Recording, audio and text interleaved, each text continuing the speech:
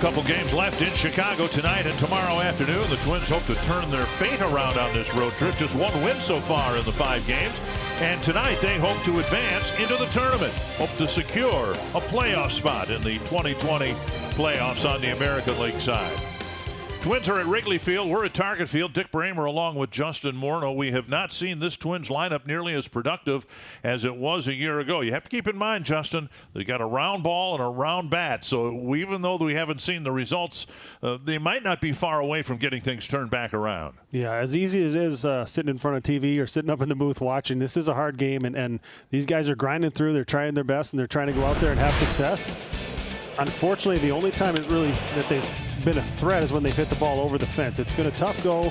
You know, we have seen them take some walks on this road trip. We have seen them, put together some good at-bats. It's just the hits in between when you get those walks of a double in the gap, a big 2-out single. I think if you see them tonight able to come through early in the ball game with the second and third situation, they are able to bloop a ball in and knock a couple runs in the easy way. I think it's going to change the way this dugout feels. It's going to change the way this lineup feels. So if they're able to kind of just grind through something and really make something happen, it'll take the pressure off, and then you can see this offense kind of start to roll. And for hitting coach Edgar Varela, he doesn't think the team is too far off being right where they were a year ago. Yeah, this is what he had to say. There's not an intent. We don't talk about, hey, we're just going to hit fly balls. We mostly talk about barreling baseballs as best we can, sticking to an approach of what we do well individually, and hunting our strike zones that each person has, where we do damage for the most part. And as you know, if the end result is up in the air, that's what's happening. But we don't talk about hitting the ball up in the air. We basically talk about getting a good pitch to hit and being aggressive. And, if it's there, we're going to take it back at it.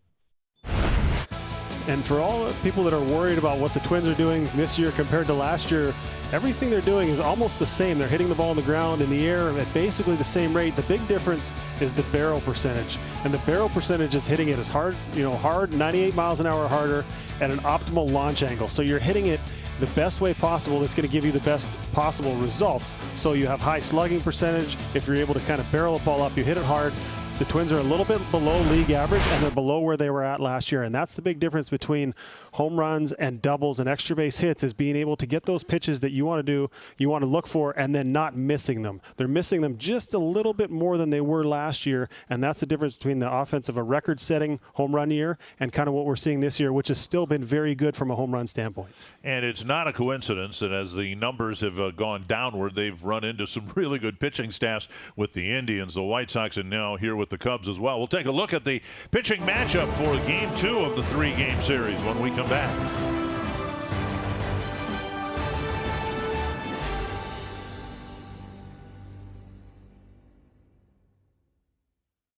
Twins baseball on Fox Sports North is brought to you by Northland Ford. Visit buyfordnow.com and your local Northland Ford dealer today. By Sanford Orthopedics and Sports Medicine, for the everyday competitor in all of us. By Menards. Save big money at Menards on all your home improvement needs. And by Luther Group. Shop the Twin Cities' largest selection of vehicles at lutherauto.com. The Twins look to even up the series tonight as they get ready for Game 2 of 3 against the Cubs inside historic Wrigley Field. We welcome you back inside Target Field. I'm Audra Martin. Last night, the Twins saw Rich Hill put together the best performance of his season so far. Unfortunately, they also saw the bats fall quiet to Kyle Hendricks, who also pitched a gem for the Cubs. Tonight, they need to find a way to get the bats going and make the necessary adjustments to support what should be another intriguing matchup out on the mound tonight.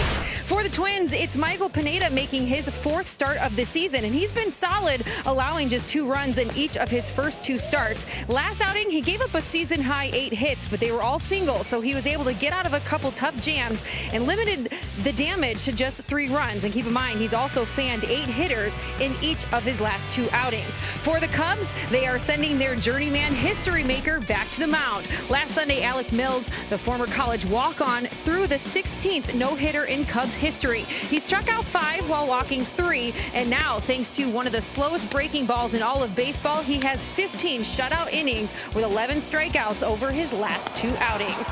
Coming up, the Twins continue to be one of the top teams when it comes to defense. So tonight, we'll focus on the infield and the substantial improvement we've seen from that group from last year to this year. And it's all coming your way next.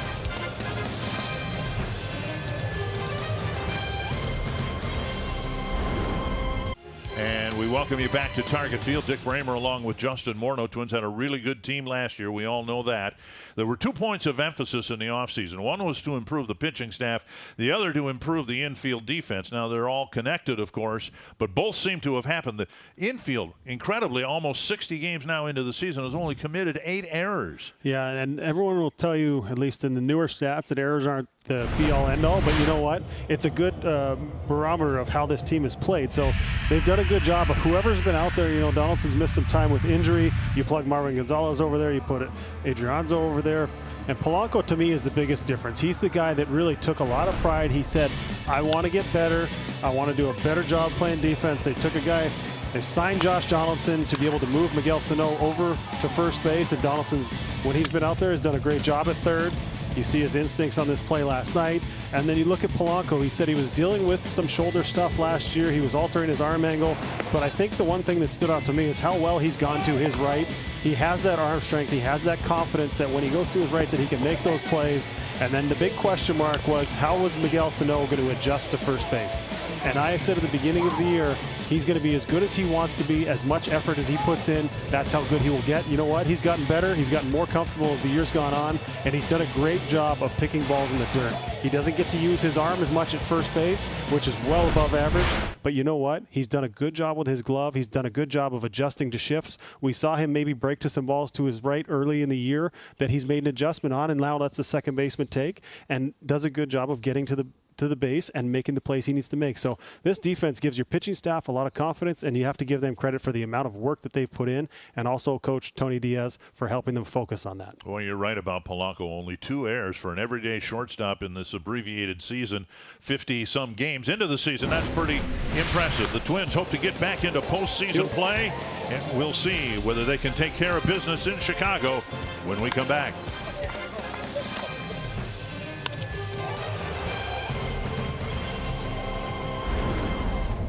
Paul Dunley came on to this road trip with his team having swept the Cleveland Indians. Since then, a couple of losses to the White Sox. They won a ball game, now a couple more losses.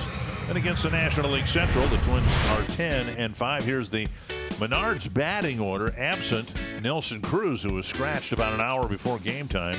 Lamont Wade Jr. inserted into the lineup in the leadoff spot. Then Byron Buxton, Eddie Rosario, Miguel Sano, Max Kepler, Jorge Polanco, Marwin Gonzalez, A-Ray Adrianza, and Alex Avila.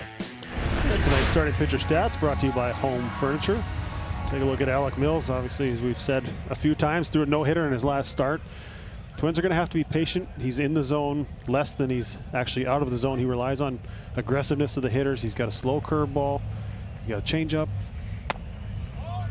And he's down and away, ball 1. He's got above average movement on most of his pitches, but that curveball that has been so much talked about, actually he only throws it about 15% of the time. So you're going to want to be aggressive. You're going to want to look for a fastball. Try and stay on the fastball. Even if you're worried about that curveball, that's what's going to make you late on the fastball. So just stay aggressive. Look for your pitch. Another fastball, another called strike, 1-2. 31 at bats for Lamont Wade Jr. 8 hits, 3 doubles and some singles. And he took 4 fastballs, and it's a called third strike on the 4th one, 1 down. Here are the Cubs out in the field. Kyle Schwarber out in left field again. Ian Happ in center. Jason Hayward in right. Chris Bryant, Javier Baez on the left side of the infield. Nico Horner, Anthony Rizzo on the right side. Contreras behind the plate. Cameron Maben started out in center field in last night's game. Happ finished out there, and he'll start out there. Here's Buxton.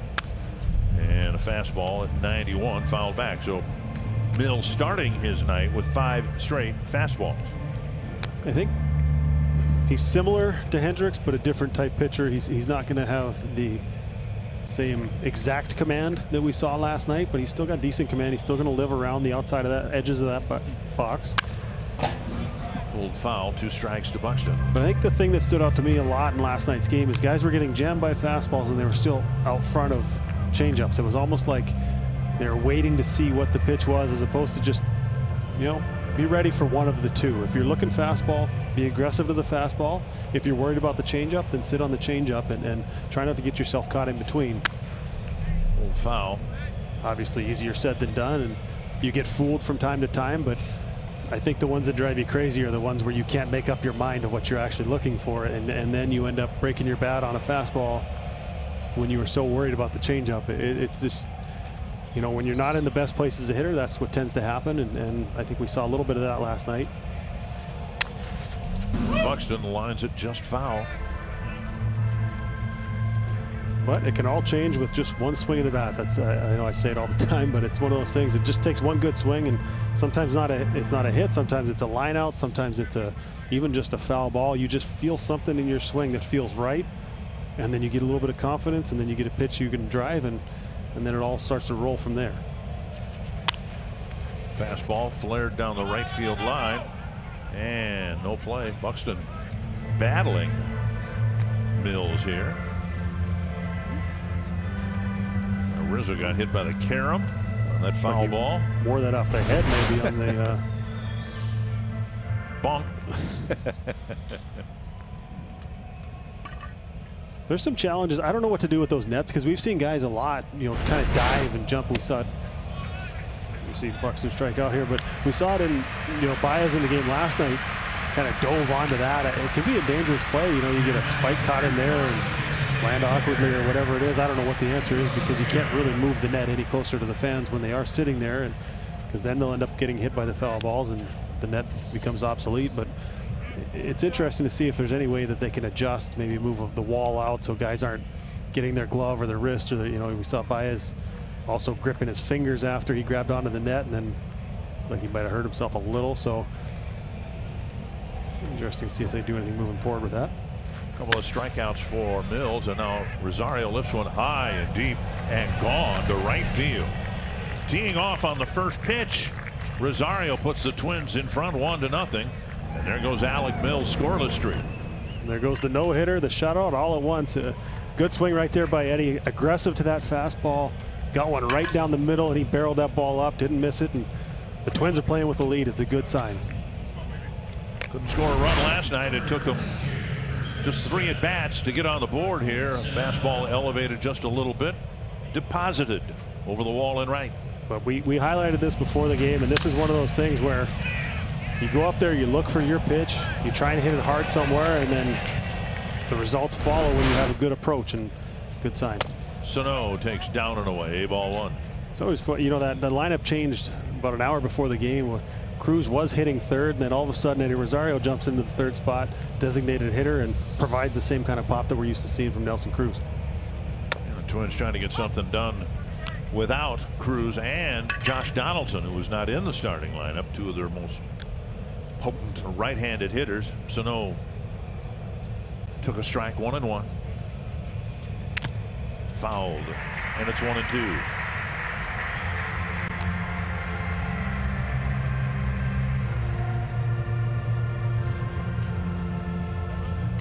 And that's the type of swing we saw from Rosario, from Eddie right there, is what you want to do when you get a first pitch fastball and you're looking for it, you're up there ready to swing. Take a good aggressive swing and hit something you want to hit. Breaking ball, strikes out Sano, similar to the strikeout of Buxton. But in between the 2 breaking balls, Rosario saw a fastball he liked and sent it over the wall. 1-0 Twins.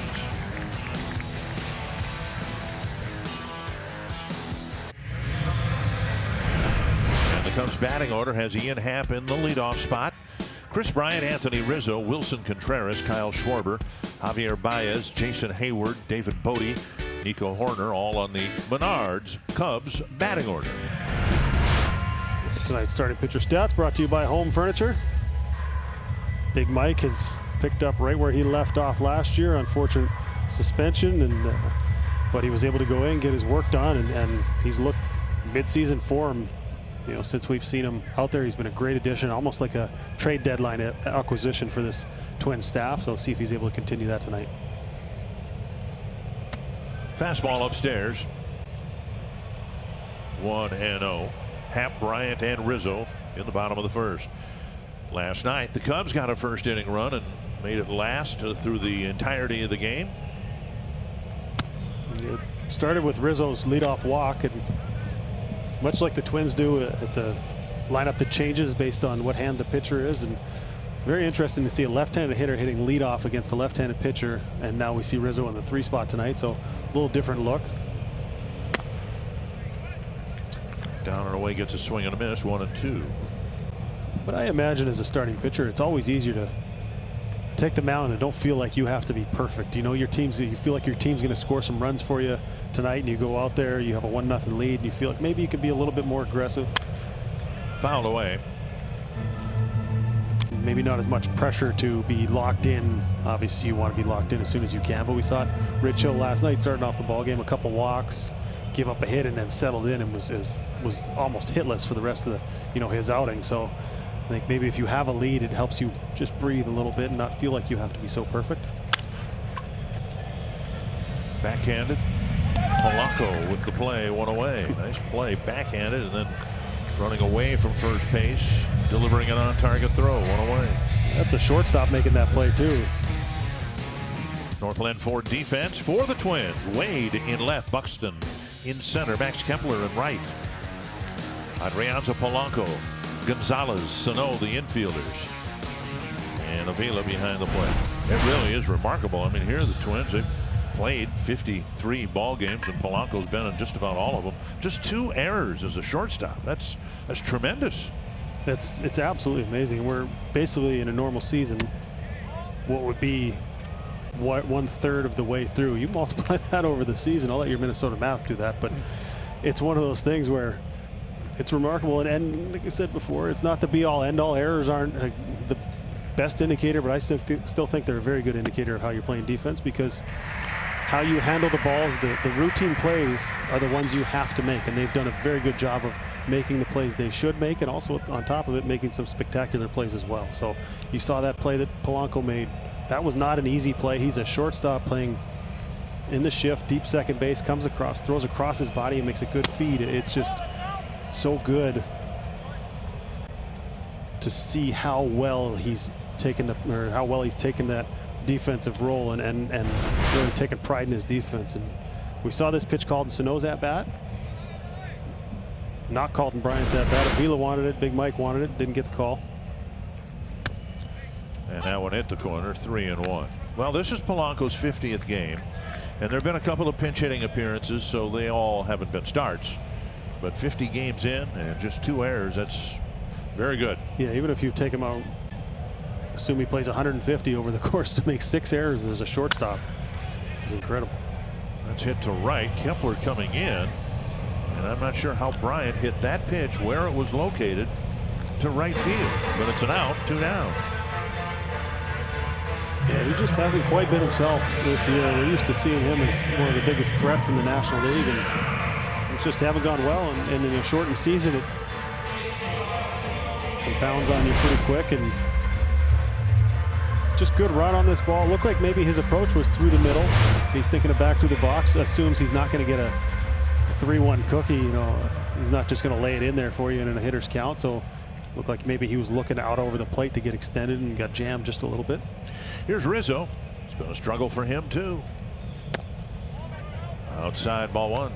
But you know what? I think when you're going through seasons like this, you struggle a little bit, but then you look up and you see your team still in first place, and you feel some optimism there. You can choose to look at it 2 ways. You can feel sorry for yourself, or you can continue, to go out there and grind and say, all right, things are looking up. It's only going to get better. I haven't played as well as I'm capable of, but the team is still playing well, and you try and look for, any little positive where you can get it, because this game can beat you up mentally if you let it.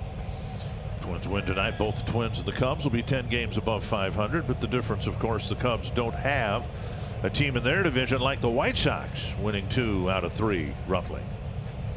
There's a fastball for a strike, and it's 2-1. One thing I've noticed, Pineda, this year's version of him, at least until men get on base, he's got more of a tempo to him. I was just going to notice that too. That he's kind of like Hendricks was doing last night. He get the ball back on the rubber, wait for that hitter, and make him feel uncomfortable, feel rushed. Fastball at 93 gets a swing and a miss. We used to see him in the past stroll around the mound and come up the back slope of the mound and kind of take his time, but well, with the bases empty, he's at a much quicker pace out there. I know the defense appreciates that for sure. 2-2 to Rizzo.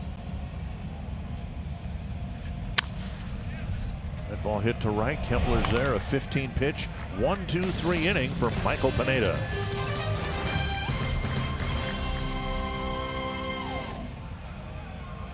Time for our T-Mobile ticket to the game. With Luis Arraez eligible to come back from the injured list, Rocco Baldelli says first things first, they are going to have him play 2 7-inning games over in St. Paul. The good news is he has not had any setbacks. He feels good, and all reports are really good. So Rocco says they're going to get him out there and put him on the field and let him prove to them just how good he really feels. I also asked Josh Donaldson if he is happy with how the team approaches things offensively. And he said, quite honestly, I feel like we have just struggled to get guys on base all year. And then in the games where we do have players on base, we can't seem to get timely hitting. Goal number 1 has to be getting on base. Then number 2, to drive them in. And then third goal is hitting home runs. He says, in my opinion, those home runs should be predicated on having quality at bats. So Diggin' Justin, he touched on how tough it is to play at Wrigley and some of the injuries. But first things first, he's really focused on these players getting some better and more quality at bats. And I think Kepler's at bat was a perfect example of that. He went up and I don't think he was looking for a fastball down and away right there, and ends up, Polanco takes it, he falls behind in the count, but he doesn't swing at it. It's not what he's looking for. Kepler's at bat is an example of kind of what we've seen. Yes, you want them to be aggressive in the zone, but if it's not something you're looking for, even if it's a strike, you don't have to swing at it. And I think, Kepler gave us right on cue a perfect example of, something that he's trying to find his swing, he's trying to find his timing, everything else, but just not what he was looking to drive right there and do damage on if he's going to swing at the first pitch. 1 and 2, the way you describe it, it's almost as if the approach would be the same opening and at bat as it is on 3 and 0. You're looking for a pitch, a particular pitch in a particular part of the strike zone. Yeah, I don't know if I go 3-0, maybe more like a 2-0, but okay. Yeah, very similar. It's 3-0 to me is like perfect. 1 pitch, 1 spot, as we see. Good comeback fastball right there by Mills, just starting it in off the plate and let it run back over. He's got good movement on that pitch. But yeah, I mean, 3-0 is like, think of a coffee cup. You're looking for a ball basically in the size of a coffee cup in your zone. 2-0 is a little bit bigger, a little bit more of an area. But yeah, it's the same thing. If you're going to swing 0-0, it's an offensive count. You don't want to do the pitcher any favors. You want to get something you're looking for and try and do damage, not just make contact. You're trying to do damage. You're trying to barrel that ball up. Gonzalez takes a breaking ball off the plate, ball 1. Tonight's Pizza Ranch for the win.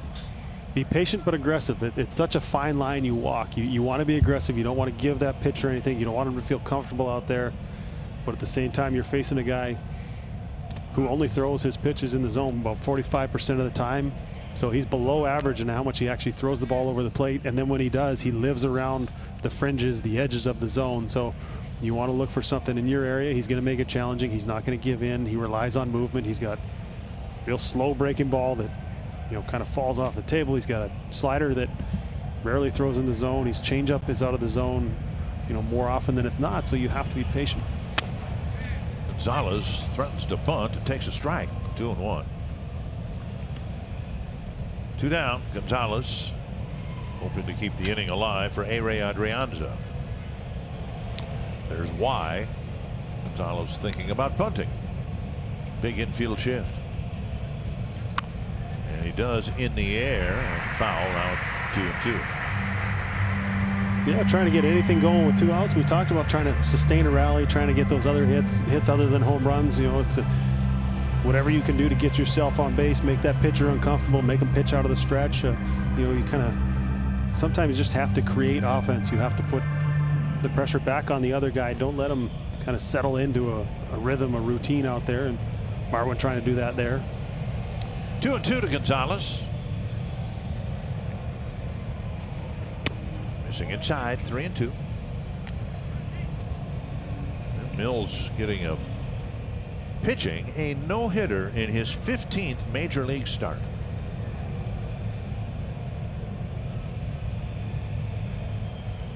Full count to Gonzalez with Adrian's on deck. Breaking ball rolled to the right side. Horner in right field makes the throw to Rizzo, and the Twins go down 1-2-3 in the second.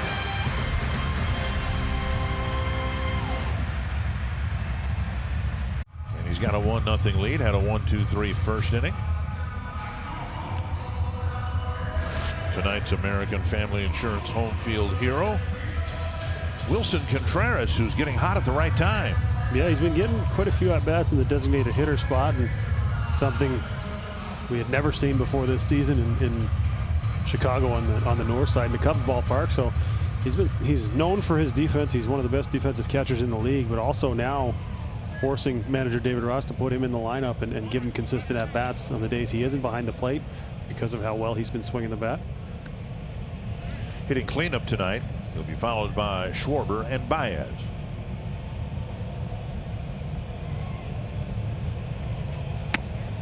Off the plate. Threatening to bunt. Ball one. Third baseman Adrianza playing about even with the bag at third base. And Twins have three infielders on the left side of the infield. There's a breaking ball.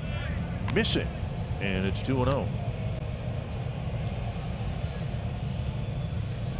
They just fallen behind a few hitters here in the early going, but 3 up, 3 down in the first. And now 3-0. Yeah, I feel like if he's able to stay consistently around the plate like he's been, though, he's going to start getting some of those calls. That 1-0 breaking ball, you know, we've seen that called more often than not. And if he continues to have command like that, he continues to locate well. Right down the middle. 3-1. You figure maybe he's going to start to get the benefit of those calls. In his last start, the trifecta of Lindor, Cesar Hernandez, and Carlos Santana got singles against Pineda in both the first and third innings, who scored 3 runs against him. Fouled away, 3-2. Only pitched 4 2/3 innings in a game that the Twins won. But he threw 98 pitches in the 4 2/3 innings. He's grinding through it a little bit, but you know what? He's a competitor. His teammates love him. They love seeing him out there on the mound. He shows up every day. And he hit Contreras with the 3-2 pitch.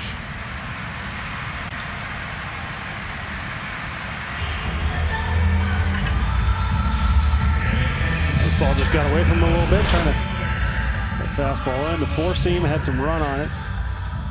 Contreras not really trying to get out of the way of it. Would have been ball 4 either way. We saw that call last night in the game. Schwarber took one off the elbow and was actually forced to stay at home plate. Was ruled a ball, but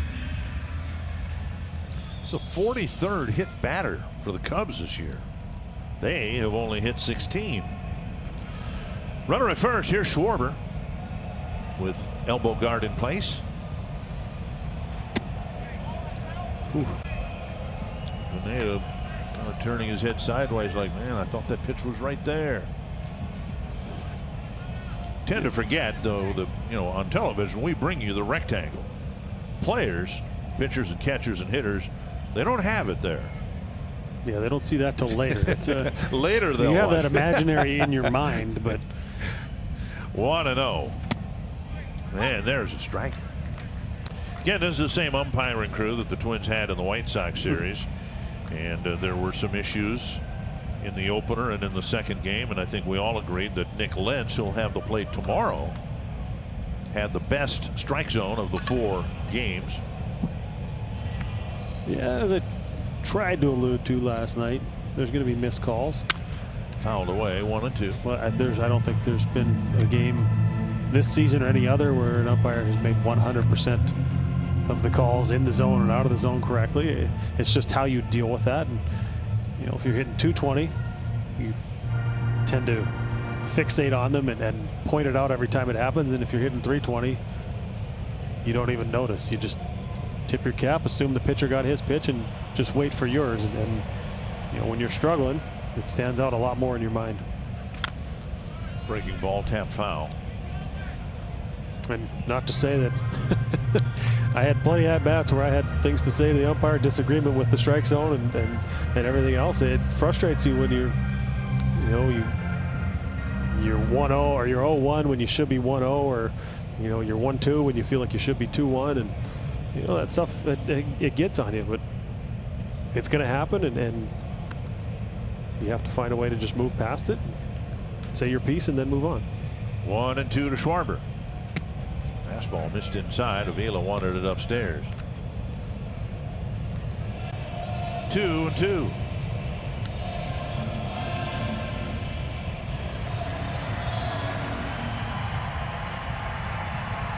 Strike percentage not an issue for Pineda normally. In his 3 starts, 70%, 64%, 67%, which is right where you'd want it to be. That's hit to right. Kepler back and making the catch on a warning track. Tagging from first, going to second is Contreras. An alert base running play, and the Cubs have a runner in scoring position. That's just doing a great job of understanding your ballpark and how it plays. You know, there's a lot of talk about last night's game, the wind blowing in, a little cooler temperatures, ball wasn't carrying. I think, you know, if a ball is hitting the gap at Wrigley and the outfielder doesn't catch it, it's probably going to be a home run. And Kepler's got good range out there, gets a decent break on this ball, but immediately Contreras back to the bag, setting himself up to get into position to tag, and Kepler's running away from him. He's got to catch the ball, slow down, turn, make a throw, and by that time, Contreras is already sliding into second base. So. I'll bring up Baez with the tying run at second. Baez having a disappointing year at the plate. A lot of strikeouts for Baez. 67 of them in 188 at bats. And a fastball missing up. You know, back to the strike zone. I remember when I was in Colorado, and Nick Hundley was catching. We had Renee Latchman, who's spent a lot of years in the game, and he was barking at the home plate umpire, and we were winning the game, you know, 5-2 or whatever it was. The score kind of irrelevant, but our pitcher was throwing the ball well, and every time Latch felt like he needed to say something about a call, Hundley would yell at him from the middle of the bench in the dugout going, "Latch, we need that pitch too. Stop yelling at the umpire. We're ahead. We want to continue to get that call." So it's so hard as a hitter when you're in the batter's box because you don't take that into consideration. But if the strike zone is consistent, I think it's sometimes a lot easier to live with. If it's getting called 2 inches off the plate against Sano, then you want it called 2 inches off the plate against Baez as well. And obviously you don't want it ever called off the plate if you're a hitter. But you also have to understand, like that pitch there, we saw in Sano in the first inning was called a strike. So that's the thing. If you're going, sometimes before you start barking at the umpire, you'll check with your catcher and go, "Hey, we getting that pitch?" Or after he calls it on you, you walk back, go, "Has he called anything up in the zone today? Because I feel like I'm getting, you know, worn out on pitches that I don't think are strikes." And then your catcher will go, "Yeah, I mean, he's giving it to us every time," or "He's giving us 3-4 inches off the plate." And you know, that's just kind of what the zone is today. And as much as you don't like it, sometimes you have to adjust. So that's part of it. 2-1 to Baez. Popped up. Short center. Polanco's out. And he'll make the catch for out number 2. See, I've never liked that phrase, what the strike zone is today. I never did either. Because as a hitter, you don't want to expand your zone because you have more success if you swing at pitches within the strike zone. I didn't like, so it's just such a fine balance. But at the same time, you don't want to leave a runner on third with less than 2 outs because you disagree with how the strike zone's, whether it's a strike or not. It shouldn't affect your at bat, but it does because you walk back, strike out looking with your pride intact of saying, "I knew that pitch wasn't a strike," but that runner's still standing at third base, and that pitcher just got his way out of a jam. So it's such a thing, and that's partly why I like the idea of the electronic strike zone. So the strike zone is the same every time, and strikes are strikes and balls are balls. But I don't know if we have the technology perfect to be able to do that yet. Here's Hayward with Contreras at second, and the first pitch fastball. Pineda getting ahead. Pineda trying to pitch around the leadoff hit batter here in the second inning.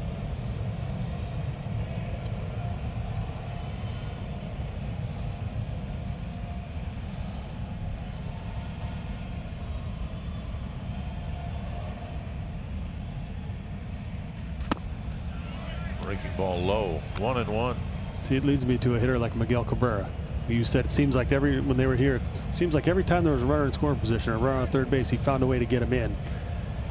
And he didn't always swing at strikes, and there's a lot of disagreement on this, you know, on analytics and everything else, but he seemed like he got that runner in from third base whenever he needed to, and the point of the game is to score runs. If you're able to score more runs than the other team, and Avila digs it out of the dirt. It's 2-1. And the counter to that, obviously, is the more guys you have on base. If you take walks in those situations, the better chance you have of scoring runs as well. So it's one of those things, you ask 10 hitting coaches, you'll probably get 10 different answers on how to handle that situation of what do you do? Do you expand the zone to get the runner in? Do you continue to stay within yourself? And you're obviously better off not chasing more often than not, but that's one of the things you live with as a hitter and have to try and figure out. 2-1 to Hayward. And now just about one ball for every strike, which is unlike Pineda. 18 strikes, 17 balls. You wonder if him not getting some of those close pitches, he's trying to be even a little bit more fine, trying to be a little more perfect, as opposed to just letting his movement take over and trusting that those pitches right around the edges of the strike zone are going to be called strikes. And it's kind of altered how he's trying to attack these hitters because he's behind in the count as opposed to ahead. And looks like he's been in disagreement or maybe upset with a few pitches that haven't been called. But he still has the lead. He's still in good shape. He's got a base open right here if he doesn't want to give in to Hayward.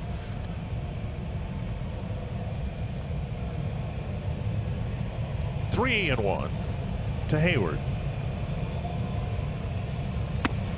And in there for a strike.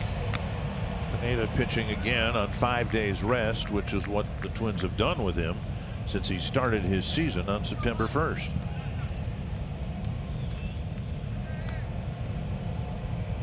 I think the Twins are, last year into the playoffs, it was, trying to find enough healthy starters. Now they've got it seems to be a good problem of having possibly more games than you actually have available for the guys who are healthy. If Odorizzi is able to make that last, start at the end of the year, he's healthy. Rich Hill has thrown the ball very well.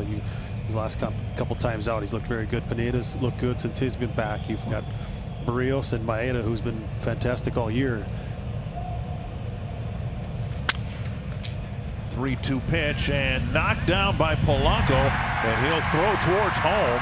Cut off by Pineda. Good play by Polanco. He had no out at first base, and he was able to quickly get the ball back toward the mound to keep Contreras from scoring. What a play right here. I mean, it is such an underrated play, especially if you're able to escape this inning in the shift. Didn't get a good read off the bat. I don't know if he got blocked by Pineda or what happened, but he dives. He knows he's not going to get Hayward at first base, who can run decent. But what he does is keep Contreras from scoring. And Contreras running with his head up. A lot of times guys will do that. They'll assume that ball's either, in the outfield, or it's going to be a play made at first base, and they'll just kind of casually round too far at third base and get themselves thrown out. But earlier in this road trip, White Sox shortstop Tim Anderson gave a nice effort, gave up an infield hit, but he kept the ball in the infield, and that ended up saving the Twins from scoring a run, or keeping the Twins from scoring a run that inning. And now the hope is with 2 outs, Pineda can get Bodie, and same thing might happen here in the second. Yeah, good sign right there also from Pineda. A quality first pitch strike. I think that's kind of one of the things he's known for, is his ability to get ahead and throw strike one, but also strike one in a good spot. And off the plate, 1-1. But I mean, we can see it from here. You can't see it from the bench. It's really hard to tell in out, that strike zone. from the sidelines, basically. And so we'll keep an eye on it here to see if it remains the same. As long as the Cubs aren't getting that same pitch in that same zone for the rest of the day, you're going to have to adjust. 1-1 to Bodie. Checked his swing, and it's 2-1. Haven't seen many breaking balls from Pineda. See, last season really good on the road in terms of won-loss record. The ERA below the team's average last year. And his 3 prior starts this year at Target Field against the White Sox, Tigers, and Indians.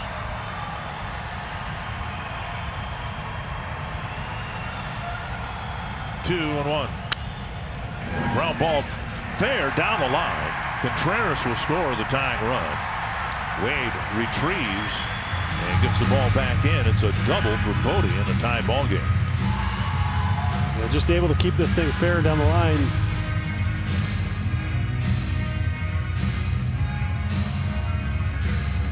Tough break for the Twins right there. You're hoping when he turns on this, good run on this pitch, he pulls his hands in to get the barrel to it and just able to keep it fair. See, Adrianza just off the line and clearly fair. Got a favorable kick, because if that ball doesn't hit off that short wall there, it rolls all the way into the corner. That's 2 runs for sure, and the Twins are looking at a deficit, but that ball kept in there, and it's just a tie game. You want to strand him out there. Nico Horner will bat. Bodie driving in his 26th run of the year. Trip to the mound by Wes Johnson. All the infielders a part of it. Yeah, it's just been a case where Pineda hasn't been as sharp as he was in certainly his first 2 starts. He's not that far off, though. You know, he's making good quality pitches. They're just an inch or 2 away from where he wants to throw them. It's such a fine line for a pitcher. You know, if he over adjusts, then he's going to start missing in the heart of the plate. So you have to just be able to make minor adjustments as you go along, and it's such a hard thing to do as the game's going along, facing live hitters. But up the line, barehanded, and Adrianza turns in a great play to end the inning. A-Ray Adrianza robs Horner of a base hit and keeps it a 1-1 game.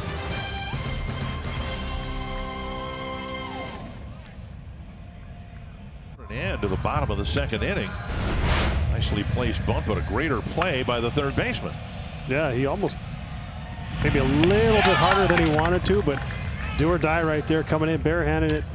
See, that's such a hard play because he didn't get the perfect grip on it right away and had to adjust as he's mid-stride trying to throw it, and almost threw a changeup over there. But Sano with a good stretch and a real good play keeping this game tied. And one of the old biggest cliches we've got in baseball. How many times you see it?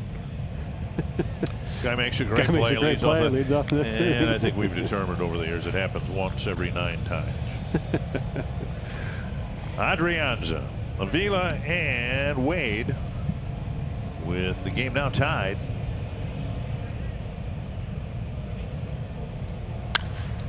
A high fly to center, and another 1 pitch out. That's what we've seen so many times, Justin, as we talked about the Twins trying to attack that first pitch. They're just not clicking on it as often as they did last year. And a lot of first pitch pop-ups and fly balls. Here's Avila. Yeah, that was a better pitch to hit, though. I mean, he got something that was in the middle part of the plate. Something, whether he's a guy who wants to get his arms extended or whether he's a guy who wants to turn on something. But you know, if you're going to swing, that's the part of the strike zone that you would like to see guys swing at. It was a good aggressive swing. He just missed that ball by, you know, just by a hair, you know, half an inch, and that ball's maybe off the center field wall or even over the fence. So, but now the guy behind you has to alter his at bat. Avila threatens to bunt, and if he can roll one up about where Horner's bunt went, he might get a double, because there's nobody anywhere in the vicinity. And instead, a couple of strikes are taken. 0-2. See, he throws 2 pitches on that part of the plate to left-handed hitters. He's got a four seam that we'll see him kind of trying to throw up under the left-handed hitter's hands, and then we saw it on the strikeout to Polanco, and on that pitch right there to Avila, he'll throw a sinker in there that kind of runs back over. And Avila hacks it foul. He was trying for a shift beater right there and got a warning shot to the dugout. Twins carrying 3 catchers: Ryan Jeffers, Mitch Garber, who made his return to the lineup last night, and Avila.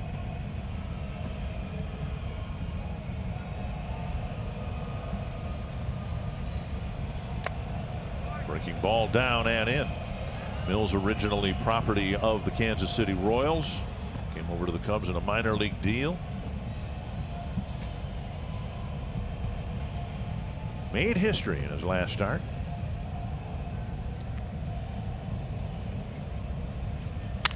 And Avila lines one into the right field corner, and he will hustle around first. And Avila has a double. You could hear his teammates yelling at him out of the dugout. They had 3 on their mind. He only had 2.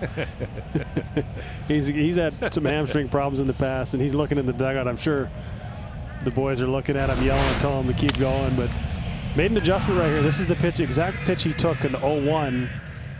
He threw him that kind of front door sinker, and then he saw it again, and he's able to just take his hands to it, take the barrel to it, and see if the Twins are able to kind of bunch a few of those together. That would be a good sign.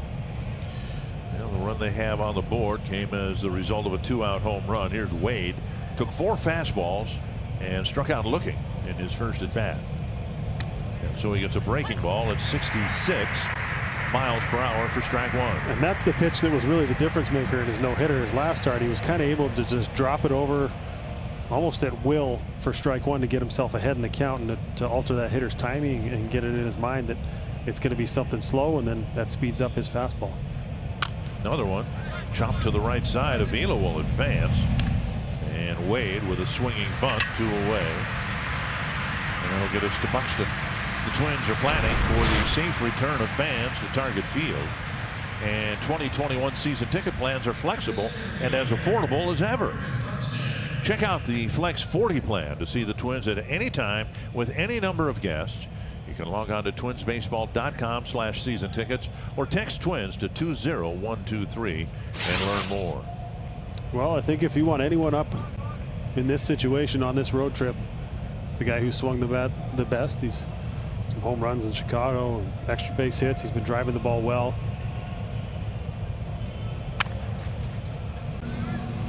And Baez quickly got him by a step. And Avila's left at third base.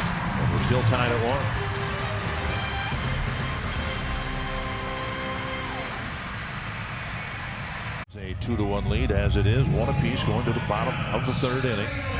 3 things, any of the 3 things that would propel the Twins into the playoffs. Obviously the Twins winning their game here, but the Tigers have just scored 4 runs in the bottom of the 8th inning to take a lead on the Cleveland Indians. And the Tigers losing that game was one of the things that would clinch a playoff spot for the Twins, and they've come back with 4 runs to take a lead on the Indians, 5-2. And then the next thing would happen in case the Twins don't win the ball game here tonight. Seattle losing to San Diego later on. Breaking ball in there, strike 1 to Ian Happ. Man, I think unlike years past, you're not going to see a clubhouse full of guys waiting around watching a game on the West Coast to see if you clinch a playoff spot. Fouled away 2 strikes. Obviously, for many reasons, but not allowed to congregate as a large group in any areas of the ballpark. And at the same time, a little different. You know, I think some players feel differently about it. Guys who maybe have never been to the playoffs, compared to guys who, as compared to guys who have expectations of winning a World Series, like some of the veterans who've been through those playoff series and understanding that making it is just the first step.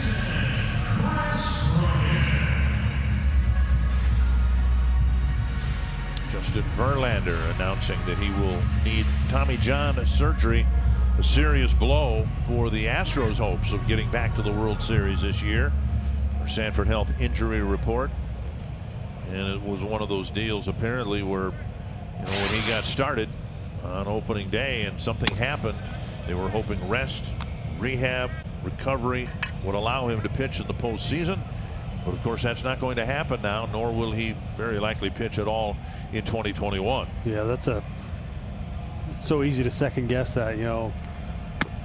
Do they do the surgery right away and then maybe have him for the second half of next year? But it's such an invasive surgery, and there is still not a guarantee that you will be back and that you'll be back to where you were. So you take the hopeful approach of seeing if it's going to heal on its own and hoping it does. And unfortunately for him, he didn't. So last year when they had Greinke, Cole, Verlander, Lance McCullers has pitched well as of late. They've still got Greinke, of course, Cole now with the Yankees. But the starting rotation for Houston, not nearly what it was a year ago. Yeah, and the bullpen also hasn't been what it was. It's a different Houston team. 3-1. Twins are not the only team struggling on the road. Among the contending teams, 5 of the 8 in the American League, including the Twins, have a losing record on the road, including the Yankees and the Astros. 3-1. 50th pitch for Pineda. And what's interesting, Justin, I mean, all right, in the first round there will be a home ballpark, but after that everybody's going to be playing on the road, right? I mean, so then maybe it balances out for everybody. I don't know. And no one knows how this is all going to work out, but there'll be a home team that will bat last, but they won't be playing in their home ballpark. They'll be playing a road game. It's just they'll be designated as the home team. Yeah, but I think it matters in baseball more than any other sport. You know, in hockey, other than the last line change, it doesn't affect the game as much. Or you know, in basketball, it's a court. You know, you don't get the last shot. Right, right. It's one of those things. In baseball, you always have a last chance to win if you hit last. The pop up near first. Sano calling for it. Avila gets out of the way. 2 down. He's done a nice job adjusting to first base. You know, obviously there's always question marks when a guy's learning a new position, and he worked hard at third. I thought he improved a ton from the time he first got to the big leagues until, you know, the end of last year. He was a hard worker over there. He was receptive to the ideas and you know, willing to put the work in, and then you sign Donaldson and you move him over to first base, and maybe a position he's maybe a little more well suited for. We've seen him have leg injuries in the past, and you hope maybe it helps him stay on the field as well as be productive and put the best defensive team you can out there on the field for the Twins.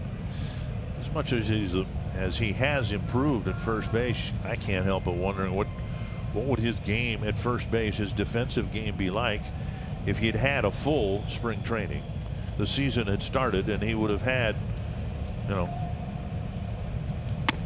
140 games under his belt rather than the 53 that he has. Yeah, but I think if you're the Cubs lining up across from him right now, he doesn't look like a guy who hasn't been over there very much. You know, he's a good athlete. He's a big guy, but he's a good athlete. He moves around well. His hands work well.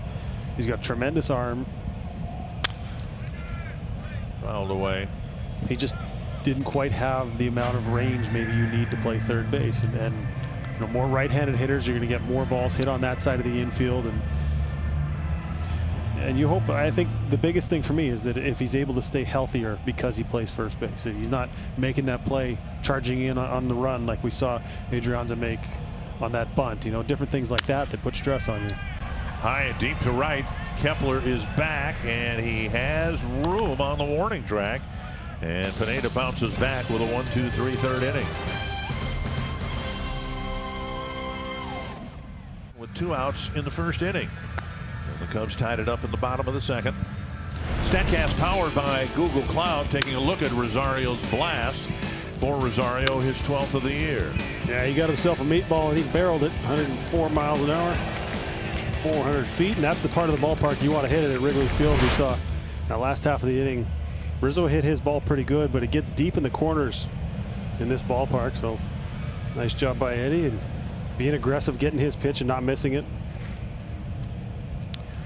Here is Rosario to lead off the 4th. The Tigers did come from behind and beat the Indians, so Twins have a chance to clinch a playoff spot on the field if they can win this ball game here tonight at Wrigley Field. Rosario, Sano, and Kepler. Breaking ball for strike one.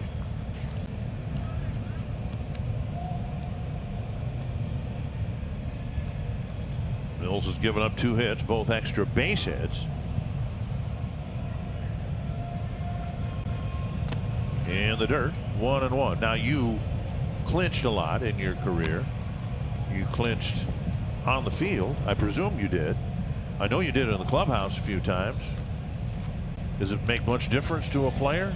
It's one thing if you're in the playoffs, you necessarily are going to clinch on the field, winning a series. But it seems like there have been more clinchings in the clubhouse than on the field. Now you're testing my memory. Those celebrations get a little. I'm not going to brag about mine.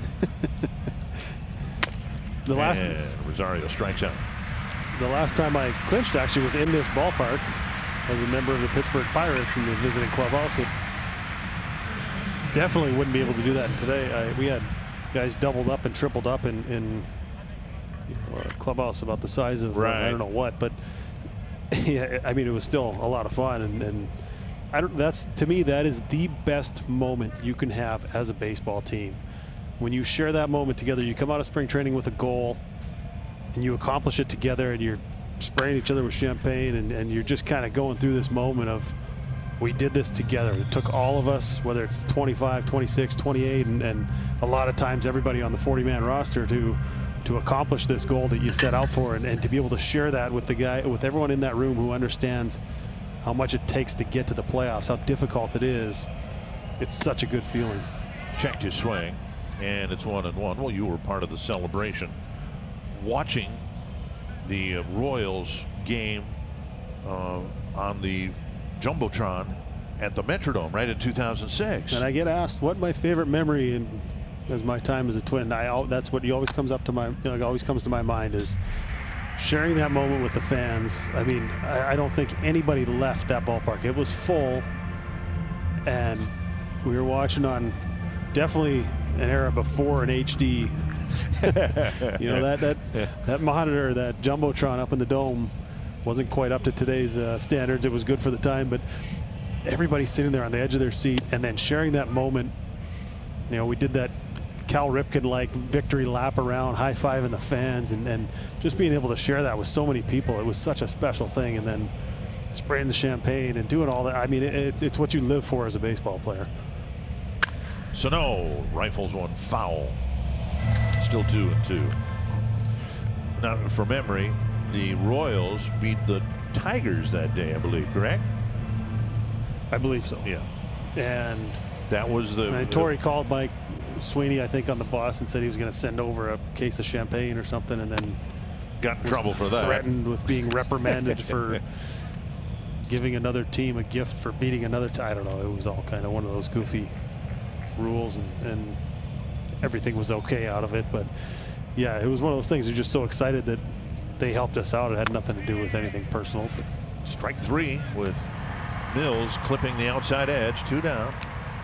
Second strikeout this evening for Sano. And let's get caught up next to window concept.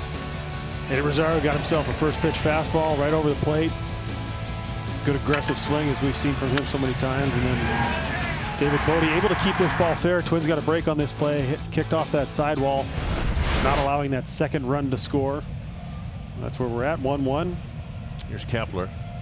Just one other footnote about the episode you were talking about. You realize a lot of things had to break right for that to, be at the top of your memory bank. For one thing, the game was in Detroit, and they were an hour ahead of the Twins start time, but they had a rain delay. And then that game finally went into extra innings, and that's what set up that incredible scenario that Justin just talked about. Twins go down 1-2-3 in the fourth.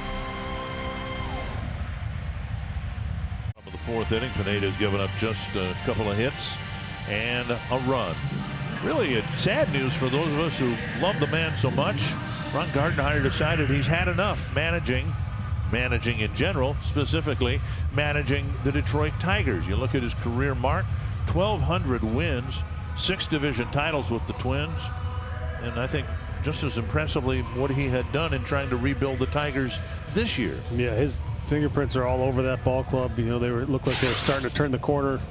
Had a couple of rough years, and as successful as they are moving forward, you know, a lot of that's going to be attributed to what he was able to do with those young players there. There's Contreras hit by a pitch leading off the second inning. Finally came across to score on Bodie's double into the left field corner. I think I was on the field for more of Gardy's wins than anybody, I believe, is something he once told me. But a funny story, you know, Alex Avila, who's catching tonight, whose dad is the general manager of the Detroit Tigers. We were teammates with the Chicago White Sox, and we were in Detroit, and Alex says, hey, you want to go out for dinner with my dad? We'll go out and have a drink and have whatever and sit down, have a little talk. I figured we're going to talk baseball talk, and this didn't really click until a couple years later, but he was asking me about baseball and managers and everything else, just talking about the game in general, as baseball people like to do. And he starts asking me questions about Gardy, and I'm open and honest, and I loved Gardy as a manager. He was a great players manager, and I didn't realize that he was doing his background research on the man he was about to hire. It didn't click until sometime after, and you know, I obviously had complimentary things to say about Ron Gardenhire and the effect he had on my career.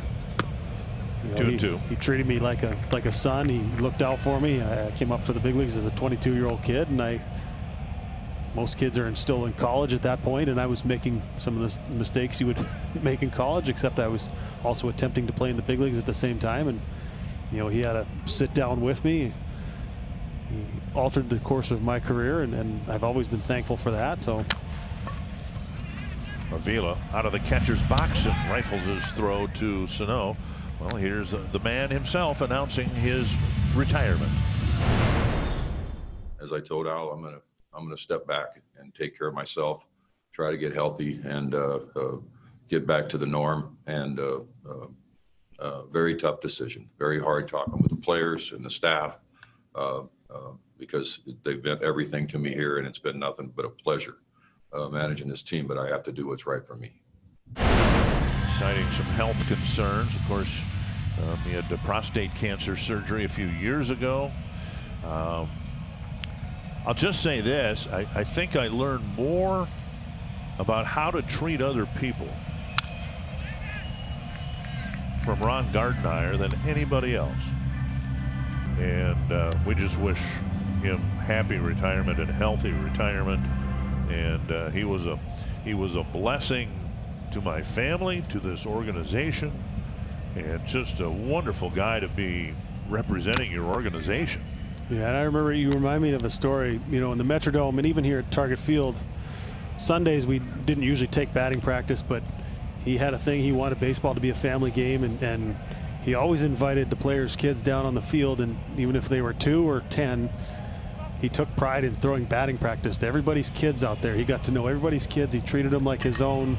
I think you said he even let the broadcasters' kids go down there and take batting practice on a big league field. And you know, he just had a way about him that made everybody feel welcome. And I was asked today what his biggest attribute was as a major league manager, and I said he just had such a way of knowing who to give a pat on the back and you know, literally not figuratively, you know, give a kick in the behind when they needed it to get themselves in gear and get their focus right. And he just had such a way of reading people and treating people and understanding how to motivate people. I mean, he had these instincts as a manager of, he only did it, you know, once, twice, maybe 3 times a year if we weren't playing well enough, and it wasn't a loss. It was a loss that he deemed was from lack of effort or lack of focus, and he would come in and you know, read us the riot act and let us know that our effort wasn't good enough. And he only did it when he had such good instincts for it that he only did it when it was really necessary. So it never really lost its effect, because he didn't come in once every 2 weeks and tell us how terrible we were. He would come in, you know, once, twice, 3 times a year, like I said, and just say, you know what, boys, that wasn't good enough tonight. We don't run the bases like that. We run the balls out. We hit the cutoff man. We do the little things that the Minnesota Twins do, and he instilled that in everybody. He treated everybody the same, and it was such a pleasure to play for him. And when I say how to treat people, I mean, he had the same talk with the traveling party once, at least once, when he felt that we weren't treating the flight crew with the proper respect on our charter flights, and it's like, well, no, we don't do that. You know, this is how we're going to do things from now on.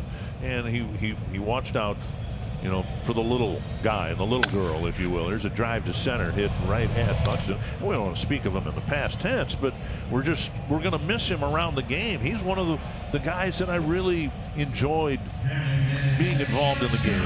Yeah, and I sent him a text message. Obviously, his phone's probably blowing up tonight with guys. I did too. You know, people sending him messages, but I said, you know, I'm thankful that I got to play more games for you than I played for any other manager, and I'm thankful that I got to learn the game of baseball from you because you taught me to play the right way. So thank you, Gardy, and hopefully he gets a lot of time driving that pontoon around wherever he wants to do it. And I told him we'd have a left-hand toast at some point and share a cocktail, and hopefully he gets himself right to where he wants to be and feeling good, and we get to see him around this ballpark again.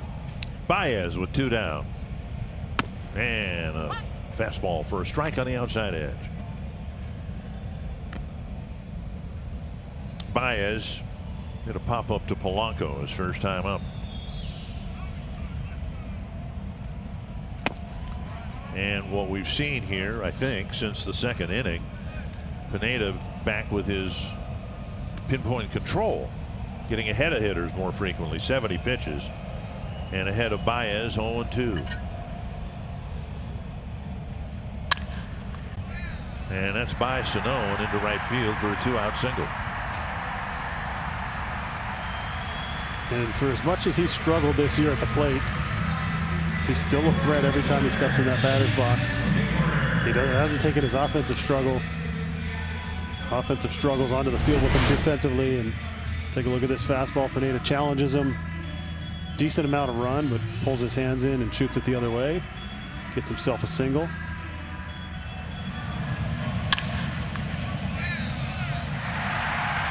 Grounding one through the hole, and now Hayward will bat.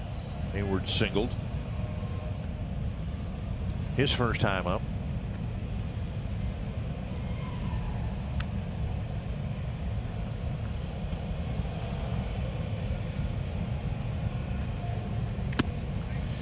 Change up in there for a strike.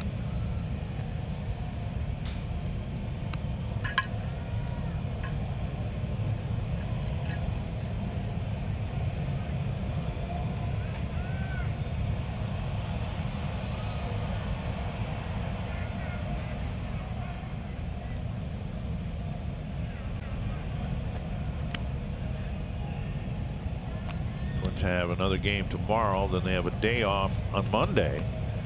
Play the Tigers without Ron Gardenhire Tuesday and Wednesday. Lloyd McClendon taking over as their interim manager. Another off day Thursday, and then the Cincinnati Reds come here to Target Field next weekend. Tomorrow will be the longest day of the season for these Minnesota Twins. At the end of a road trip, anytime you have a night game coming off of it, and especially being in that hotel for 7 days. And I think most of you know this already. It'll be on a national network tomorrow, which is why it's a night game. And yeah, it's, you know, it will be the last day on the road that won't involve a playoff game. Yeah, and it'll be, thankfully for us, tonight's the last day on the road where we have to look at a monitor and call the game. But you know, that day tomorrow will be a lot shorter if they can find a way to win this ball game. You know, if you're at the end of a road trip where you've only won 1 game as opposed to feeling good, you know, you win a ball game, you have a chance to finish the road trip on a high note, as opposed to sitting around your hotel room waiting for a night game on a Sunday on a getaway day. That's hit to center, a base hit, and Baez will round second and go to third. And again, with 2 outs, the Cubs doing some damage. Not damage, but they got a threat going now with a pair of singles, and that'll bring up Bodie, who drove in their first run. If you're Pineda, you're telling yourself, all right, no damage done. Weak contact right there, got in on him just down towards the pine tar a little bit, but hit it just hard enough to get it over the infield. Baez, an aggressive base runner, you have to pay attention anytime he's on the bases. Goes first to third right here. It's probably the difference between Hayward this year and years past. He's been able to mix in some singles, mix in some hits like that. Here's Bodie, cracked a double down the left field line that drove in Contreras with 2 outs in the second. I'd be surprised to see if Hayward steals second right here, the Twins actually throw the ball through, because this is a play Baez loves at third base to try and steal home on. in there for a strike. So what I mean by that, first and third situation, you take off for second, catcher throws the ball down, runner from third breaks to home, and you know, he loves being able to steal runs on the bases. He's such an aggressive base runner, so Hayward almost has a chance for a free stolen base right here if he decides to take it, because I'd be really surprised to see the Twins throw through. Adrianza well off the third base bag. That allows Baez to start with about a 30-foot lead. Here's a ground ball to short. That wraps things up. Little embrace at second base. Cubs leave 2 aboard. It's still 1 apiece. A tie ball game as we head into the top of the 5th inning in Chicago. To continue the Gardenhire talk from last inning, I asked Rocco Baldelli about him earlier today, and Rocco said he's just a guy you love being around, and I doubt anybody would disagree with me. He has a personality and a baseball sense that is unlike anyone else. But Dick and Justin, what I thought was really cool about the whole situation was when Rocco was done with his pregame press conference, the beat writers asked Justin about his time with Gordy. And Justin, I thought it was so cool that Rocco could have turned the camera off and walked out of the room, but instead he sat there and he was listening so intently to what you had to say about your time with Gardy. And so afterwards I asked Rocco about it, and he said, yeah, I wanted to hear everything that Justin had to say. I wanted to hear about those memories because I feel very fortunate to be in the same position that he was in when it comes to Justin and the impact he had on his life. He's like, you realize as a manager you do have the opportunity to impact these guys when it comes to baseball things, but even bigger picture, things beyond baseball, you can affect them in ways like helping them be a better person, helping them navigate this crazy thing called life. And he said, believe me, it was the best thing he heard all day. And so Justin, I just thought that was really cool that Rocco was so interested to see and to hear what you had to say about the impact that Gardy had on your experience. Well, thank you. That was you know, everything from the heart and the truth, and I think, you know, Rocco just at the beginning of his career hopes he's able to have a successful or even add a World Series title on top of it, the success that Gardy had, and you know, as a young manager he's still learning, and you know, to hear different things of how you can shape a young person's life and having a positive effect on him is always good to hear. And Polanco drives it to right. He's got a leadoff hit, a single to start the 5th inning, and that'll bring up Marwin Gonzalez. Well, Gardy got his World Series ring. He was the third base coach with the '91 team. Yeah, I was referring more on the manager side. Right. Yes, I don't want to take that away from him. That's definitely more than I never even won a playoff series, so that's one of those things. Though I mean, it's this game is passed down. You know, I learned so much from being around Torrey and you know, Jock Jones and Corey Koski. Obviously, and you know, Rondell White in his short time here, and watching different guys work. It's kind of the same thing on the manager side and the coaching side. You pick up a lot of things from other people around. You learn lessons, and they always try and help you stop you from making the same mistakes they make. And obviously, you're going to make mistakes as a manager. You're going to make mistakes as a player. But you know, Gardy did such a good job of handling all that, and I'm thankful that I learned the game from him. 1 strike to Marwin Gonzalez. Twins trying to retake the lead here in the 5th. Breaking ball, swing and a miss. 0-2.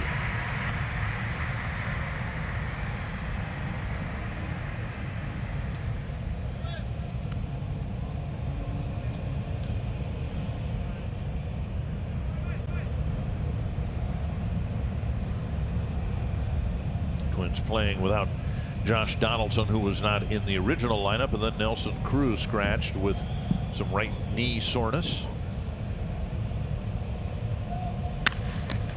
That hit was scooped up by Mills, and he starts a double play. Did he just catch that between his legs right there? He put his glove down. I thought it hit him in the foot, but he fielded it cleanly and went 1-6-3. Or did it bounce off his foot into his glove? The umpire's checking on him for some reason. Well, maybe Blackhawks are looking for a goalie. I don't know. But this it looked like they had the shift on. They had 2 players up the middle there that probably would have made that play. But this will probably give us the best look right here. Yeah, between his legs. Well, we'll be seeing that over and over on the highlight reels right there. That was a kind of stick your glove out and the ball finds your glove, but fortunate for the Twins, ends up being a double play. A couple of well-hit balls here in the 5th inning, but 2 down, bases empty for Adrianza. Hit a fly ball to center field his first time up. Breaking ball away.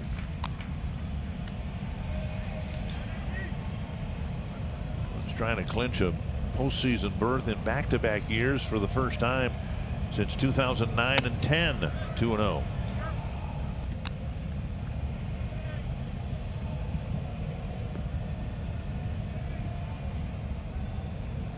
Was this interesting to hear a lot of the things that Donaldson had to say today, but especially talking about how dark it was in the ballpark, and having conversations between hitters. You see a 1-1 game tonight. It was a 1-0 game last night. Not a lot of offense going on, and night games at Wrigley, the last place in baseball that had a night game. And then he said it's very dark and it's kind of hard. It's an adjustment to pick up the ball, and you look behind home plate without people back there, and if they don't have some of the lighting on the concourse on that you would normally have when you have fans in the ballpark going to the concession stands and everything else, and that probably filters its way down onto the field and maybe brightens things up a little bit. So you wonder how much that's affecting the hitters and how much they're able to see the ball with just a little bit kind of a dark environment. Television, it does look dark, and that I'm not saying that because of this telecast, but when I've seen Cubs games at night, it does look darker than normal there for some reason. And for those of fans who don't know, it's in the middle of a neighborhood, and it's a little different area than you typically have for a ballpark. Lifted foul, out of play. 3-2. Such a unique place. I don't know. I don't know where your favorite ballpark to go to is other than Target Field, but I love the history. I love thinking of playing. I love going to Fenway and Old Yankee Stadium and standing on the same field as Ted Williams or Babe Ruth and the greats in the game. And this is another one of those places. Called strike, and Mills faces just 3 men in the 5th.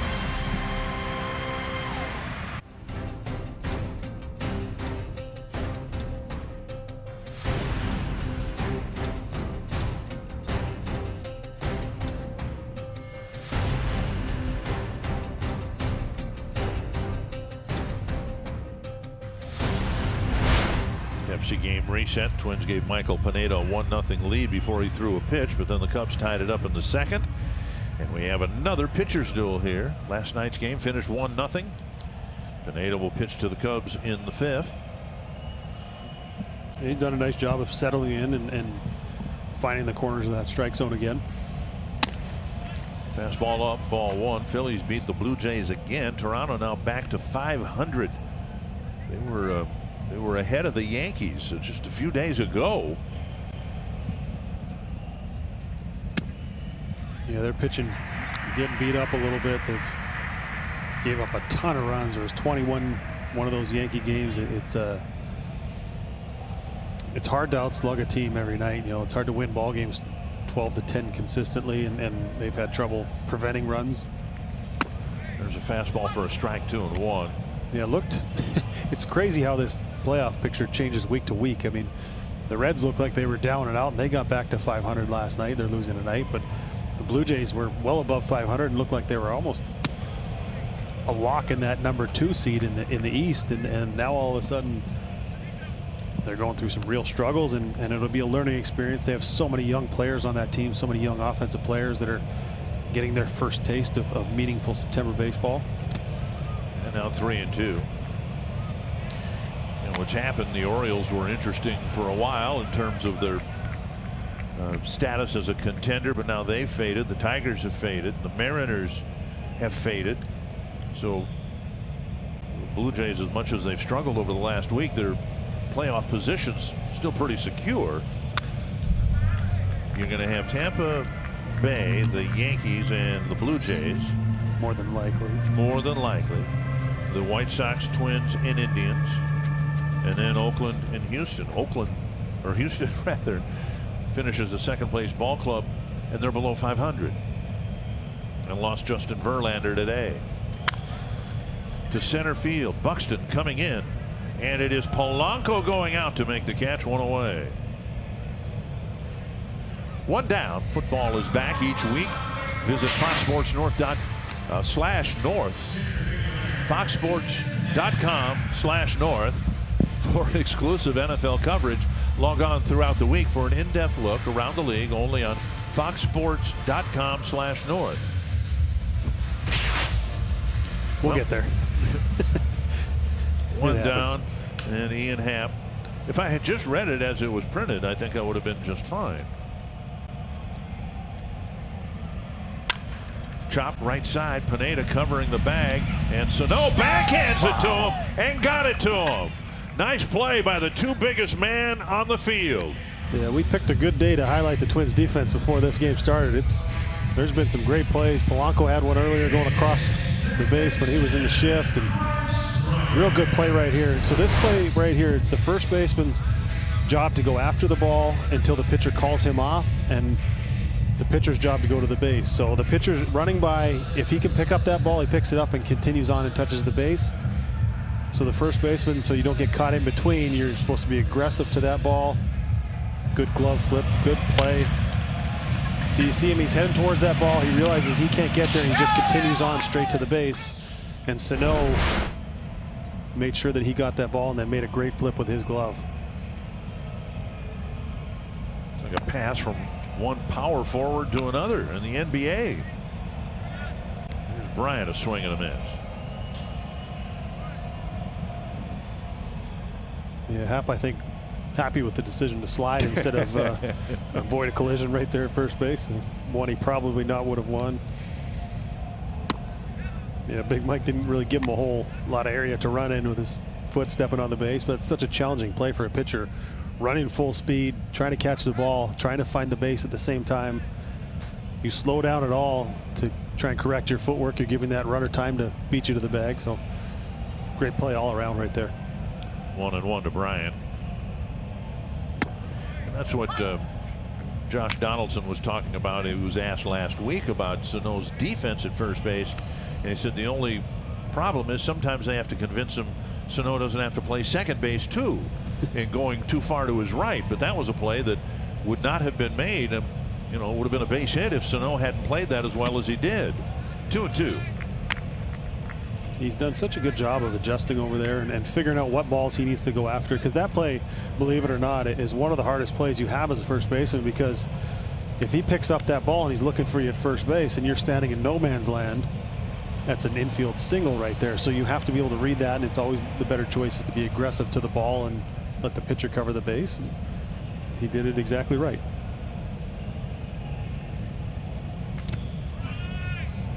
And credit Pineda for getting over there. Well, Pineda's a big man, and it takes him a while to get over there. And Happ can run pretty well. And Pineda beat him to the bag. Full count to Bryant with 2 gone in the Chicago 5th.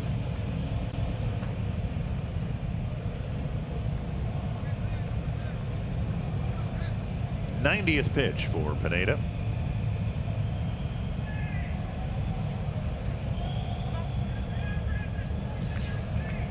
This is a big pitch, a big batter right here. This will determine whether he's able to maybe go back out there for the 6th inning. If he's able to retire Bryant right here. Well, the Twins will start the 6th inning with the 9th spot in the batting order.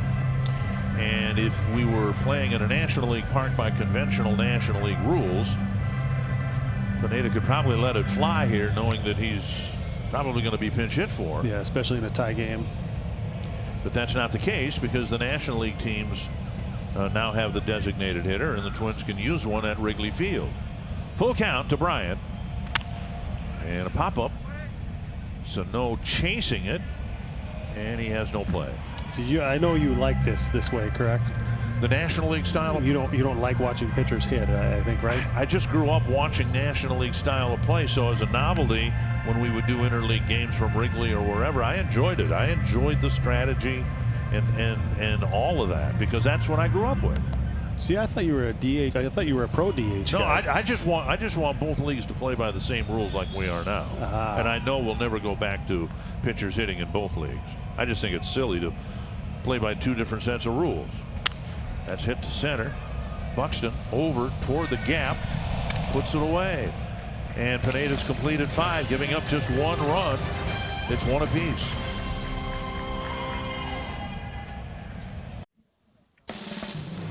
Twins baseball on Fox Sports North is brought to you by UCare, offering Medicare, Medicaid, and individual family plans. friendly confines of Wrigley Field have not been very friendly to the hitters. We've had a total of 3 runs scored in a game and a half. Pineda's all smiles, as should be the case. He's pitched well again here tonight, but it sure appears that he's done for the night. We'll see if the Twins can get some runs here in the 6th and maybe get them a win. Yeah, it seemed like he struggled a little bit with his command early and then was able to find it, settle in, and control this Cubs lineup and give him an opportunity. Now you'd like to see him, he's the pitcher of record, maybe score a couple runs and get him the W. Inside to Avila. 1-0. Avila with a 1-out double in the 3rd. Got as far as 3rd base.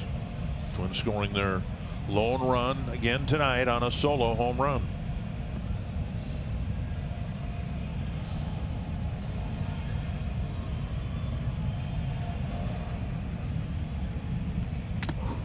Taken low, 2-0.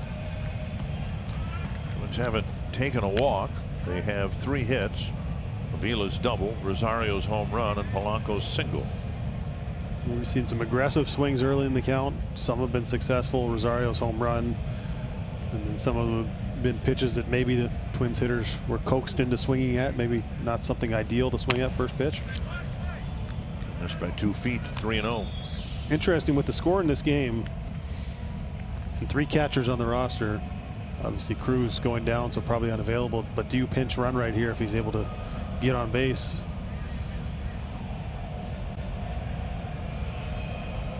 And there's a strike. Well, 2 of the guys on the bench are catchers.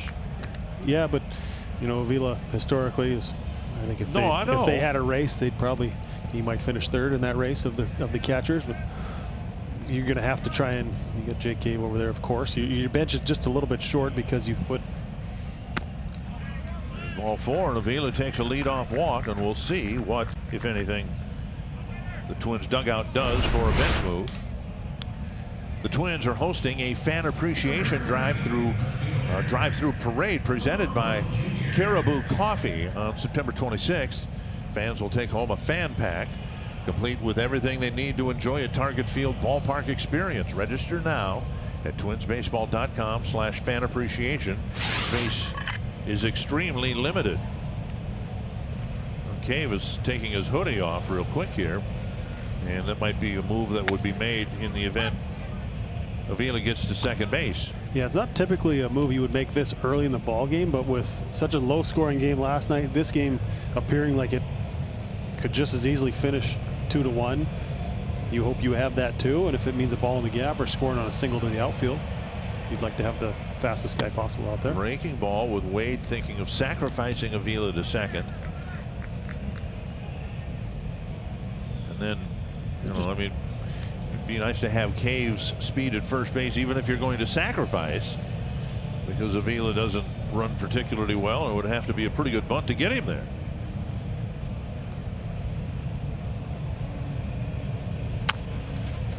There's a swinging bunt, and Avila will get to second base.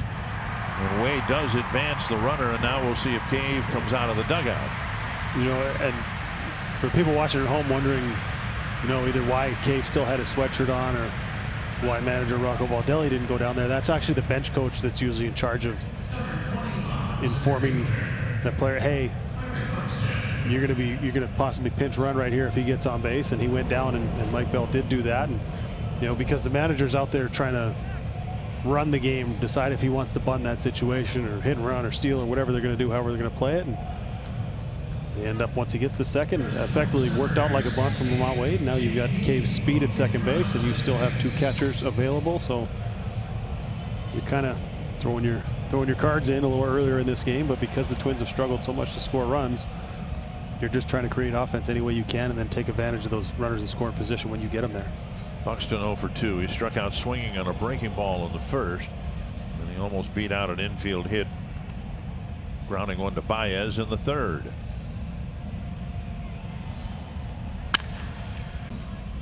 They're pitching Byron in off the plate, and it sounds like he's hitting the ball hard, but they're all foul here in this series. Well, he's kept a few fair, and he's knocked a few over the fence. Yeah, I said this is last time up. This is probably the guy who's been their hottest hitter and that you want up in this situation with how well he's been swinging the bat. He's been taking his singles, but he's also been driving the ball very well. He's been not only pulling the ball inside the park, home run off of the center field wall, a home run to straightaway center, and the change up inside 1-1. We've seen him on this road trip drive fastballs to center field and then reacting to the soft stuff and hitting that over the fence. And we saw most of the breaking balls were the ones that were for the home runs, the ones that were hung up there. So you see him try not to let his arms get extended. You're not going to not throw him breaking balls. You're just going to be a little more careful when you do throw them to him. And a sharp ground ball hit right to Bryant. And Buxton is retired 2 down. That'll bring up Rosario. Time now for a quick timeout with Tria.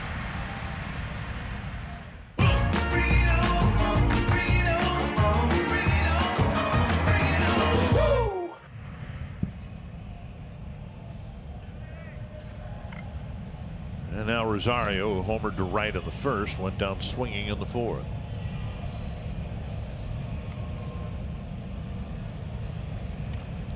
His home run, the 12th of the year. Interesting to see how they pitch to him here with the base open. Guy who did damage off you earlier in the ball game. Sano on deck. That ball drilled into right field. Cave will be sent home. Here's the throw to the plate, and he scores.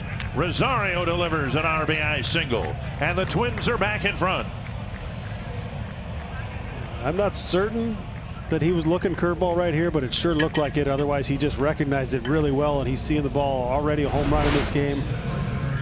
And he's tried to throw this first pitch curveball over, and he has successfully so far in this game. But I think Eddie, understanding the situation, looked like he was timed right up for that curveball. And in a tight game, this is why you pinch run Cave. The right move by manager Rocco Baldelli. A good arm, real good defender in the outfield in Hayward. And Cave's speed, the difference between Cave and Avila running right there is the difference between a one-run game and a tie ball game. So nice move right there early in the ball game, and now you see if you can add on. It didn't look like there was any more than 45 feet between where Horner was playing in short right field and where Hayward was playing in right field. And Rosario hit the ball hard, and it landed in a very limited amount of space in the outfield grass. Well, maybe that's a sign of good things to come. You know, Twins have hit into some tough luck, and the double that the Cubs scored their run on was right down the third base line. So maybe luck's starting to change. There's a lot of luck involved also in hitting. You sometimes just got to hit it where they're not standing. And nice job. I think the only thing I'd like to see different there is Rosario carry on to second base and maybe force them to cut that ball off, or get himself in scoring position to make sure that run scores. But then Sano's home run wouldn't be a 2-run home run. Chopped foul, 1-1. I think the end of that play also is something that stands out in my mind. You were completely discouraged from sliding headfirst into home plate. But now, because the catcher has to give you a lane, give you part of the plate, can't just sit on top of the plate and give you nowhere to go, you see guys stretching out more often than not now, diving in head first into home plate, because it used to be a way that you could break a finger or a wrist or whatever it is, have a collision with that catcher's shin pad. Now they have to give you a space to go, and Cave with a great slide. 1-1 to Sano. And sliding off the bag, he's out.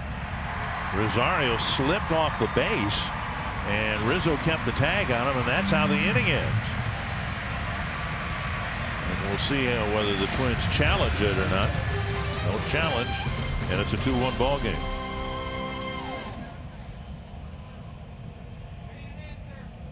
So now the Twins are going to, or are they? No, they are going to look at it. It's kind of one of the many challenges of broadcasting the games from Target Field not being there, but it looked like he was trying to get almost a walk-in lead on him. He thought he was thinking about taking off, but if he held his glove on him, then he's probably out, but I'm not sure. Well, he's kind of waving at the air. I think he was trying to sell it to the first base umpire, which used to work, but now there's so many cameras they have to look at. I don't know. It looked to me as if Rosario, in his attempt to put his hand back down on the bag, actually slapped Rizzo's glove, which would mean, I think, that he's out. But Twins figured it's the 6th inning. We'll give it a shot here. Maybe give Sano another swing or two with men on base. Out is the call. So now we'll go to break. The Twins will head to the bottom of the 6th with a 1-run lead. Have given Michael Pineda a lead as he exits the ball game after another good start. Yeah, I think there's probably nothing better for a starting pitcher to leave a tie game and know you're already out of the game and then watch your team score a run for you. But he threw the ball well. He settled down. He adjusted.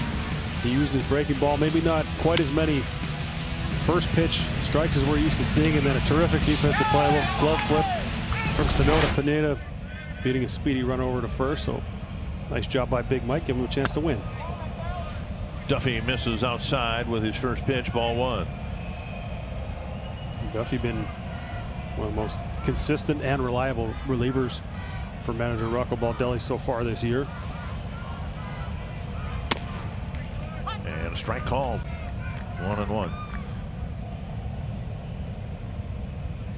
Sano will hit for the Twins when we get to the 7th inning, but now the 3, 4, and 5 batters will hit against Duffy in the 6th. Grounder right side. Sano will go to the bag. 1 away. Ryan Jeffers doing the catching. And Wilson Contreras will hit. Nice day for Cave right there now. Yeah. Come out there, pinch run, score a big run, and go shower. Put your sweatshirt back on and sit back down on the bench and grab yourself some seeds and cheer on your teammates. But you know, everybody has value. You got to be ready at any point, and Cave did a nice job right there. Contreras was hit by a pitch leading off the 2nd. Now a high fly to left, and racing is Wade. He's in the corner and makes the catch in fair territory. 2 down, and that'll bring up Schwarber. Introducing MLB Film Room, powered by Google Cloud. Create custom reels and search 3.5 million videos. Watch, create, share only at twinsbaseball.com/filmroom. 2 down here in the 6th, and just 4 pitches thrown. Duffy's already got 2 outs. Well, this is huge. I mean, the start Rich Hill had last night, only needing 1 reliever to finish off that ball game, and then Big Mike doing a good job, but only going through 5. So if Duffy's able to only throw 4 or 5 or 6 pitches in this inning, maybe he's able to go back out there for the 7th, and then it makes it easier to manage your rest of the way through the game. But still got to finish off Schwarber. Power threat in the batter's box. Fly ball to right, liner to center. So far 0 for 2 for Schwarber. And I will say this, Will Little's been outstanding behind the plate. He missed that 1 call early, but he, you know, even the ones Pineda wanted, according to our rectangle, they were outside, inside, high, low, and he's been right there on the edges. If the pitch is on the edge, he's calling it. Yeah, he's done a good job. Schwarber didn't like that one, but that one caught the edge of that box as well. The only one that really stands out in my mind is that first inning pitch to Sano, and other than that, he's been really good. And Duffy puts them away and polishes off the Cubs in quick fashion in the bottom of the 6th.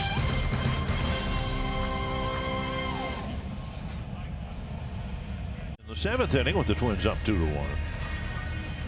He's going to get himself another look. Unfortunate play getting picked off by Eddie. Just slipped on the base as he was going back. But you kind of forgive him for that one, for coming up with the big 2-out hit that the Twins have been missing for so much of this road trip. We'll see if Sano's 3rd look at Mills can end up with a little bit more success than the first 2 times up.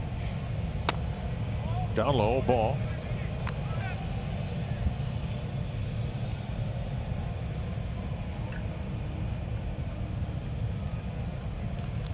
One swinging, once looking.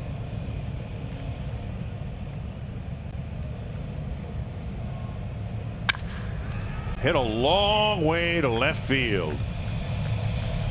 Out onto Waveland Avenue. And the Twins take a 3-1 lead on a mammoth home run from Miguel Sano.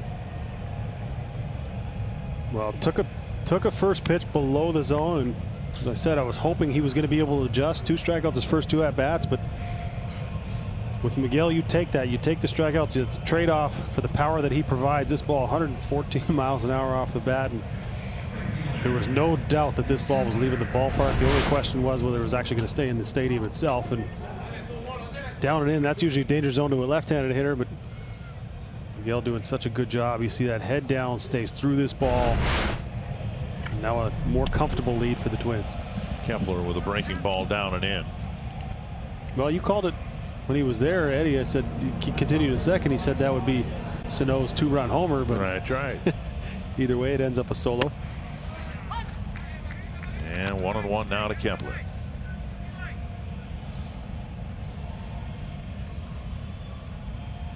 Kepler's batting average plummeting down to .201.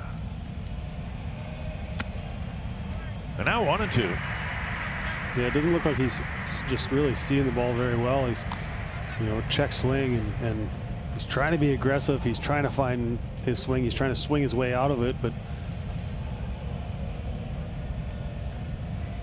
sometimes it's just a little broken bat that'll get you going.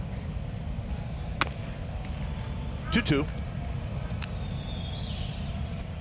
But they are going to need him to find it, hopefully, over the next week. He's kind of running out of time and spent some time on the IL, but you want to win playoff series, you're going to need this guy to be a part of it.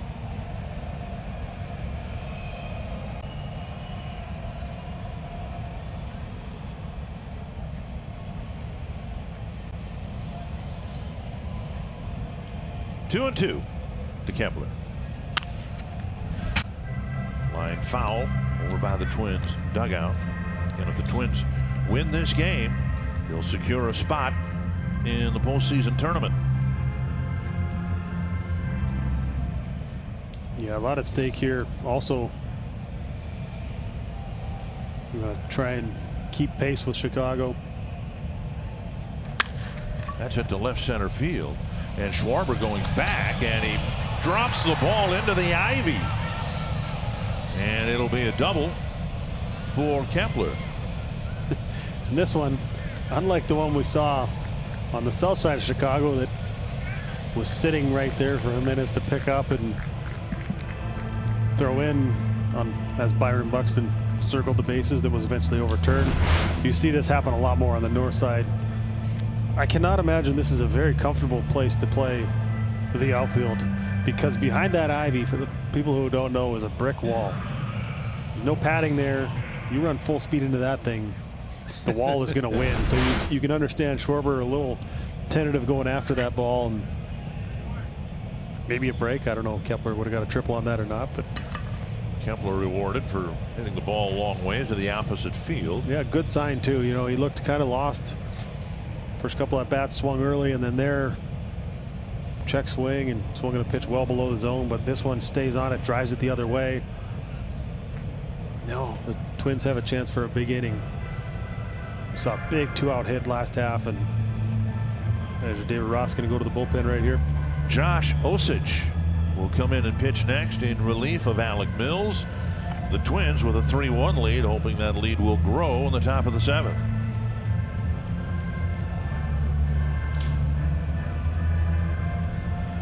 Time now for the Grand Casino story of the game. Eddie Rosario got things started with the solo home run. Good aggressive swing. Then another 2-out hit that the Twins have been looking for this entire road trip. Jake Cave, pinch runner, coming around to score.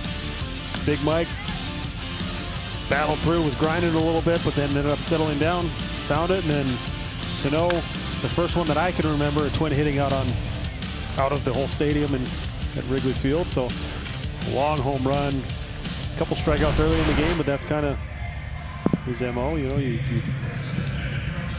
are willing to take the strikeouts if he's going to continue to pile up the extra base hits as he has and hit the ball as hard as anybody. Now Josh Osich in the game, feature more cutters than anything else, not overpowering, occasional sinker, occasional four-seam fastball, throw sliders, but his main pitch is that cutter. So the Twins hitters are aware of that and see if they're able to manufacture another run and stretch this lead out just a little bit more. Polanco squares and drops one down foul. It's amazing how we've seen the style of, I mean, we've seen more bunt attempts than I think I remember seeing in the entire season last year. Stolen base attempt early in the game yesterday by Cave, and just trying to make things happen. When your offense struggles, the manager sometimes likes to get involved, and Polanco doing his best to try and advance that runner to third and force the defense into making a mistake.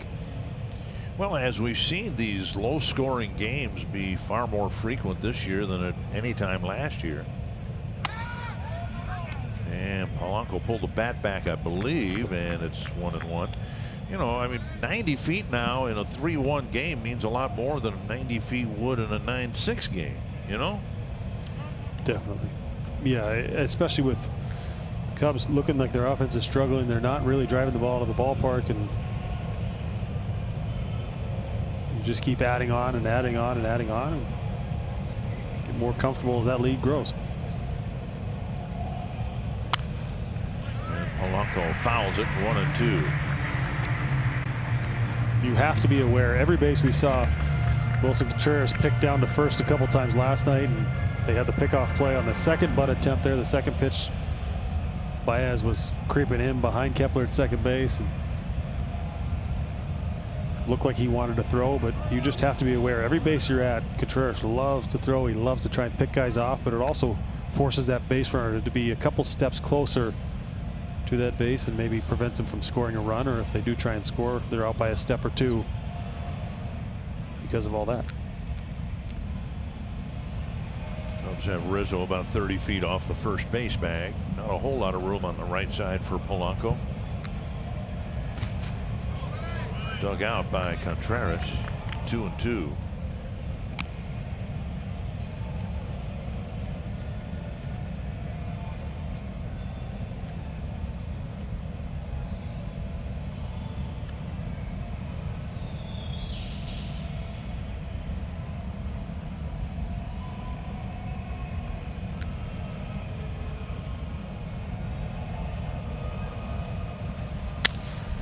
Sharply hit off the glove of Bryant, and Polanco will reach on an infield hit. No place for Kepler to go. So the inning starts with 3 hits, a home run, double, and now a single.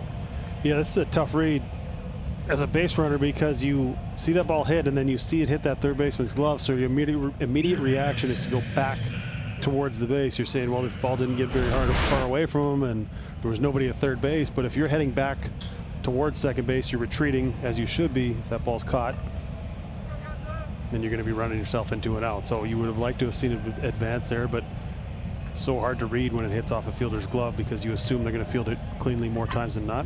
Look how close Rizzo is. He's 60 feet from home plate. Yeah, he's been in the National League for a long time. He understands. I mean, before this year, the pitchers would be bunting. So, and dribbled up the third baseline. It's a foul ball. And anticipating Gonzalez dropping down a bunt. And we saw that in Wade's at bat when he thought about bunting, then hitting a swinging bunt that advanced the runner anyway. Yeah, playing a little differently here, playing for the big inning. And we saw it in Ingles at bat, start of this road trip, when bunt situation, just trying to throw the ball over. Maybe Rocco Baldelli give him the green light to swing right there, thinking he's going to get a good pitch to hit. And he did. He just swung over the top of it. Osich came over at the trade deadline from the Red Sox. 1 strike to Marwin Gonzalez. And that gets away from Contreras. It hit Marwin Gonzalez. So the bases now will be loaded with nobody out for A-Ray Adrianza. And you hope maybe this is the inning that we've been waiting for, that these Twins hitters have been waiting for. Big breaking ball right here and hit him, thankfully, on the outside of the foot. Donaldson now will pinch hit for Adrianza. And the Twins have been looking for a big hit so many times, and it doesn't have to be a home run here. It can be, you know, a single to the outfield, a double to the opposite gap, whatever it is. Just kind of release the pressure valve on everybody, because you know guys are aware of the struggles. You know you're aware when your pitcher throws the ball well enough, as Hill did last night and Pineda did tonight, that you want to score those guys some runs. They deserve to win ball games, and Big Mike in line for the win tonight. And Tommy Hotovy, the pitching coach. We'll see how the Cubs line up their infield here with Donaldson at the plate. Second bench move made earlier, well, just last inning. Twins used a pinch runner that paid off with the go-ahead run.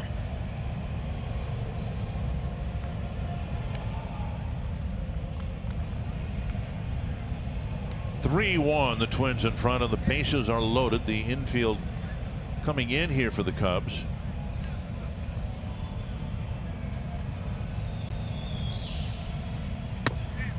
Outside, ball one. This is a really tough situation for Osich because Donaldson has such a good eye at the plate. A combination of power and plate discipline is a very tough guy to pitch to. Taken low, 2-0. And you wonder if, you know, manager David Ross on the other side thought that he wasn't available. You know, Cruz scratched from the lineup late and Donaldson not put it in his place. You're thinking maybe there was a reason that Donaldson wasn't in there and didn't have a right-handed pitcher up and ready, but Donaldson gets the platoon matchup right here that favors him. And a strike. 2-1.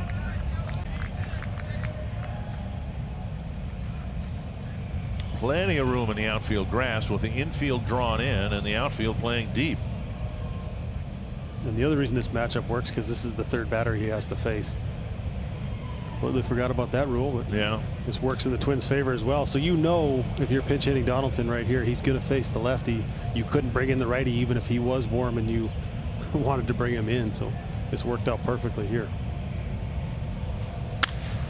Sharply hit, juggled, and now a low throw not fielded by Contreras, and the run will score. Backhanded by Baez, but he threw a sinker to home plate, and a run will score, and the bases are loaded all over again. And you wonder if the runner going to third distracted him right here. Baez playing in the shift, taking away that spot, didn't field it cleanly. I think that's probably what happened. He rushed himself a little bit, and you see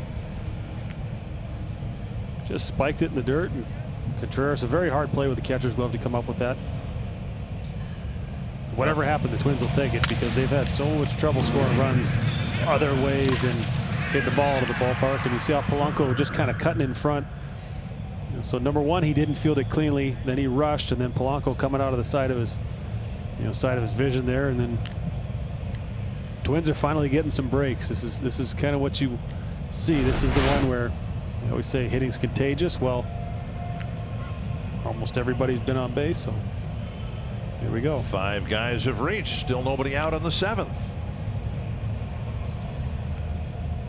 Choosing almost using his entire bench. Now Mitch Garver is going to hit for Ryan Jeffers. And the only bench player left here now is Nelson Cruz, who was scratched from the original starting lineup because of a right knee issue. And if necessary, Rosario can still enter the game as the DH, but then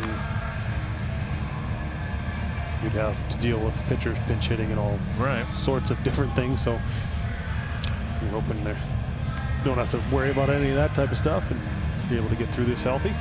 Biggest number you don't see on the screen is the fact that in 16 2/3 innings, Dwayne Underwood's given up 4 home runs. Yeah, he's got a plus arm. He'll run it up there 96, 97, but Twins playing a little small ball here, manufacturing runs, doing a good job of staying within themselves. Obviously, Sano's ball was not small ball, 450 feet, but this is the big inning that we've been waiting for on this road trip. Almost hit him. 95 at inside ball 1. Garver's first game back was last night. Went hitless.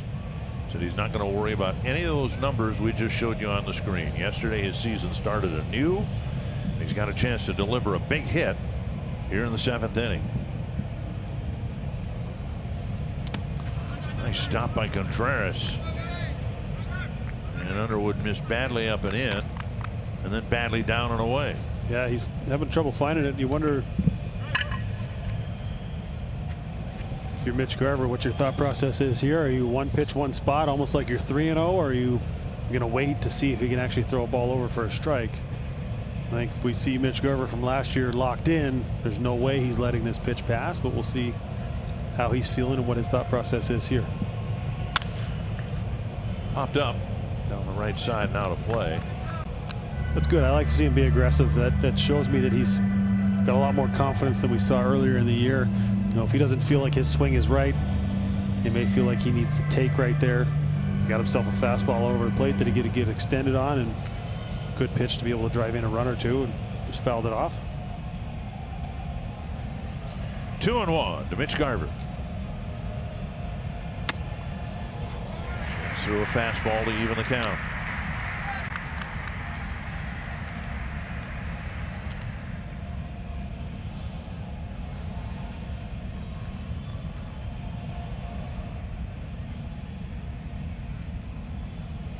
Two already in, 3 more out there.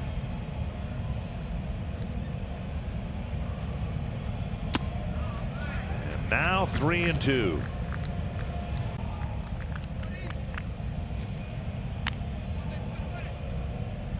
Lamont Wade Jr. on deck.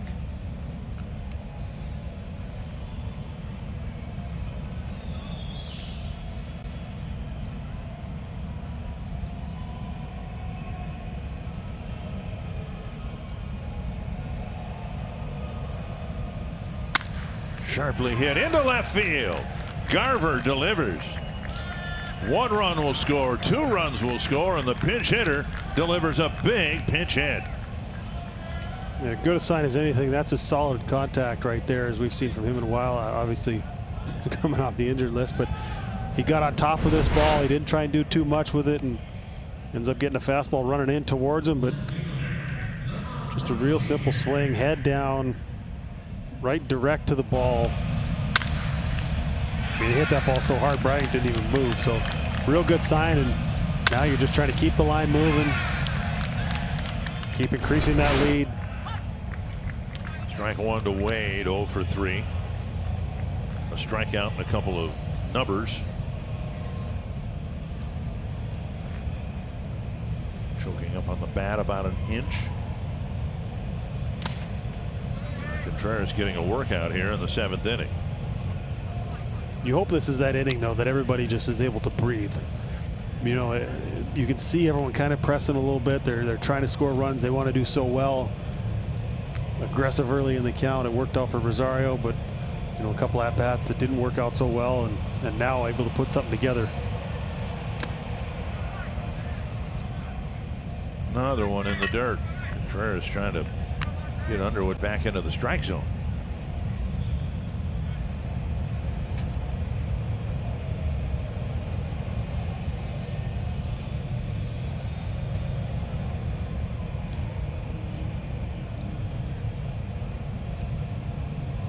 Two and 1 to Lamont Wade Jr.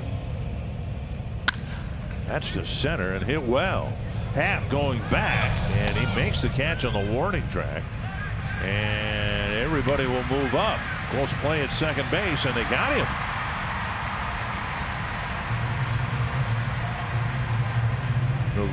Mitch Garver is thrown out at second base, and Donaldson advances to third. Yeah, he was moving away from home plate. He was kind of backing up on this ball. Garver reading Donaldson tagging in front of him, and aggressive play on the bases, trying to get himself into scoring position as well.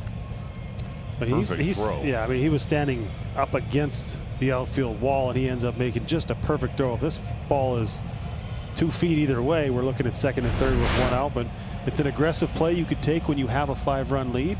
He took a chance. It didn't work out. Buxton takes a breaking ball in the dirt, ball 1. Also a good sign. Lamont Wade drove that ball a few feet away from an extra base hit or a home run. So real good inning, and I think everyone can start to feel good about themselves and then start to build off of this. We see Whistler warming up. Sounds like he's throwing hard out there. Sounds like a rifle shot. And Buxton with a fastball, lifting it foul. 1-1. 8th man to bat here in the 7th. 4 runs have scored.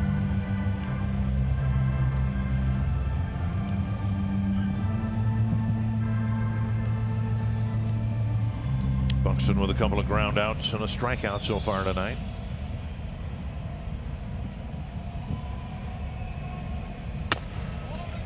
Fastball in. They have pitched Buxton in and not leaving much out over the plate.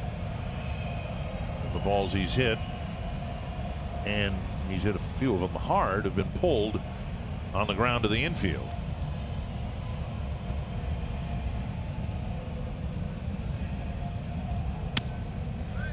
Almost to the backstop.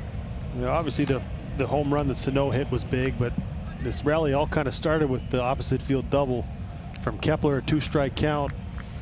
You know, chased a pitch earlier in the at-bat, but then got something up and just drove it off the outfield wall. Ball got lost in the ivy. Schwarber unable to make the play, but just a real simple play that kind of got this thing all going, and the Twins were able to pile on.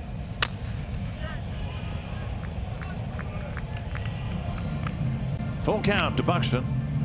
Drew a walk in the ball game last night, just his 2nd of the year.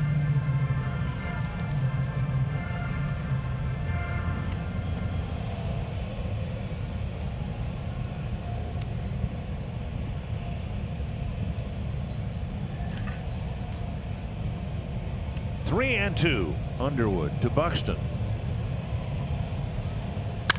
Sharply hit and into center field, a base hit. Donaldson comes in from third base, and the Twins get another run-producing 2-out hit, and Buxton now is thrown out at second base, but the run counts. It's a 5-run inning, and the Twins have a 6-run lead.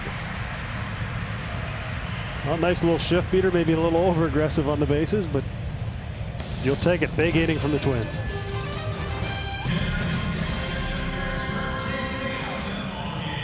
And save Toyota. Twins will spend one more night in Chicago, have a night game tomorrow, then they'll come home, have an off day on Monday, finish the regular season here, and then we'll wait and see where they are, provided they secure a spot in the postseason, and they could do that with a win here tonight. Matt Whistler will come out of the Twins pen after a really quick 1-2-3-6 provided by Tyler Duffy, and now Whistler will come in here trying to protect what has grown to be a 6-run lead. Javier Baez will be the first man he'll face. It'll be Baez, Hayward, and Bodie.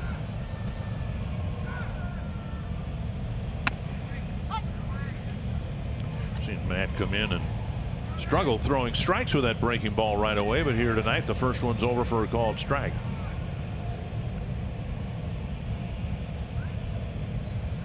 Twins took a lead after Michael Pineda left the ball game, but he would be credited with the win. There's a high fly down the left field line. Wade chasing it, but it's a foul ball. He was still technically in the game, even though the Twins had patted him on the back and said 5 would be enough. Pineda in position to pick up his 2nd win of the year. 2 strikes to Baez.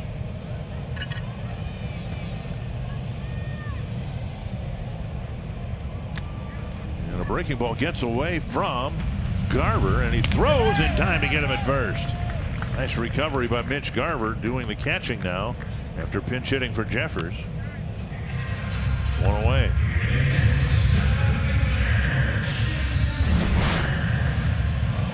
Chased a slider, but give Baez credit. He hustled on this ball. A nice play by Garver. Pops up and makes a good, strong throw. Sano standing in foul ground, giving Garver a target. Right foot on the base. He's got that footwork. You just see him continue to get better over there. Donaldson stays in the game at third base.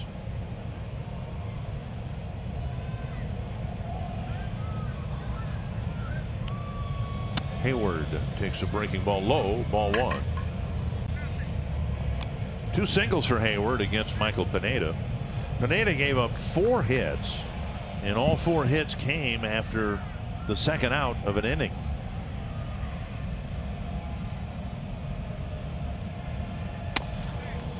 Back in the zone, 1-1.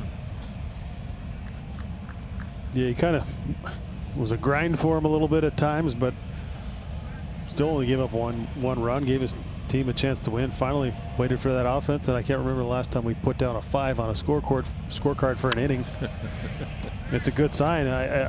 You know, sometimes it just takes one good swing like Kepler had to kind of get the boys going, or one big inning or an error by Baez, and then all of a sudden the floodgates open, and then this offense can take a breath and go up there, have some good relaxed, nice at bats, and finish this game off and maybe carry it over to tomorrow. There's a pop-up, and Hayward wasn't sure where it was, and is going to drop into left field for his 3rd hit of the ball game. Hayward just stood in the box for a while. He had no idea where he put that ball in play.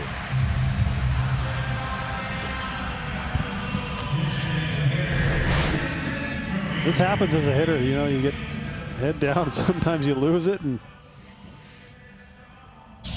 when you're going good, these fall, and when you're not, they're foul balls, but just hitting the perfect spot.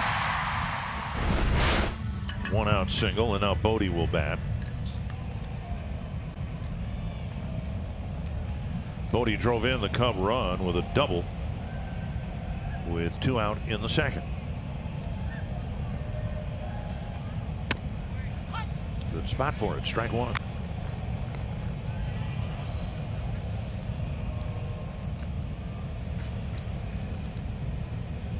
Bodie doubled in the run in the second. Bounced out to Polanco to end the threat the Cubs put together in the 4th.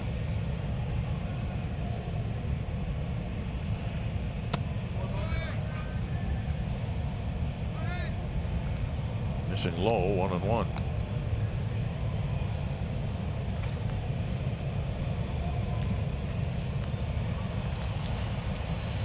Nice usage of the bench in this game from Rocco Baldelli. You know, pinch running Cave in the 6th inning, taking a chance there of burning your extra outfielder, and ends up working out perfectly for him. Then, you know, getting Mitch Garver an at bat with the bases loaded, and you know, putting him in a position where he's able to build some confidence if he's able to come through, and he was able to come through. He barreled that ball up, hit it hard right through the infield, and drives in a couple of runs, and it's just all kind of things you can build off of as a hitter and as a player. And you know, sometimes they're high risk moves with a shorter bench and putting your 3rd catcher in the game, but that might be, you know, the 5 runs were nice, obviously, but that might be the biggest takeaway from that inning. A couple of guys who the Twins need to get going, Kepler and Garver, delivered big hits in that inning. And yeah, Sano ran into one and hit it about a country mile. But, you know, we talked about Kepler's average plummeting down near 200. It was a big hit, and so too was Garver's, who, you know, first wasn't very productive at the plate and then got hurt. Yeah, and then he said he was putting it all behind him and moving forward, and that'll help him move on. And a big cut by Bodie, who tried to hit a 6-run home run there. 2 down. Twins territory, are you registered to vote? Tuesday, September 22nd, it's National Voter Registration Day. Your voice matters and your vote counts. Get registered to vote today. Learn about all things voting at twinsbaseball.com/vote2020. 2 down, and somebody called time, and it might have been Garver.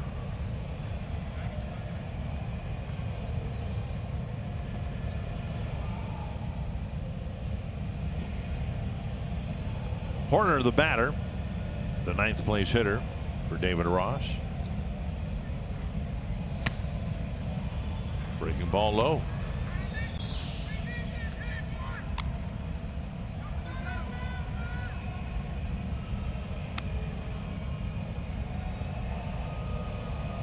Maybe the biggest defensive play was the one turned in by Adrianza, with Horner trying to bunt a run in, 2 outs, 2nd and 3rd.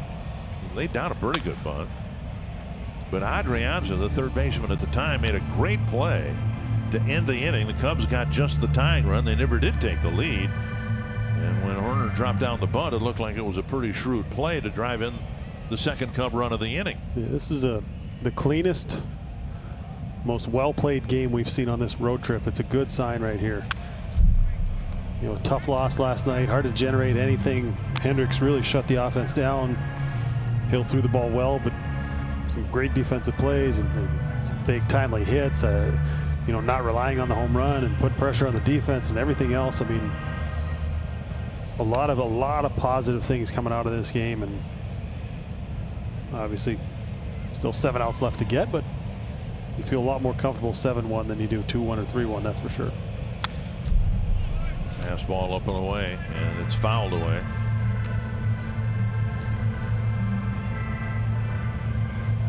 Sano holding Hayward at first base. He and Pineda combined for a nice fielding play in the 5th inning. And a breaking ball gets a foul tip, strike 3, and a scoreless 7th for Matt Whistler.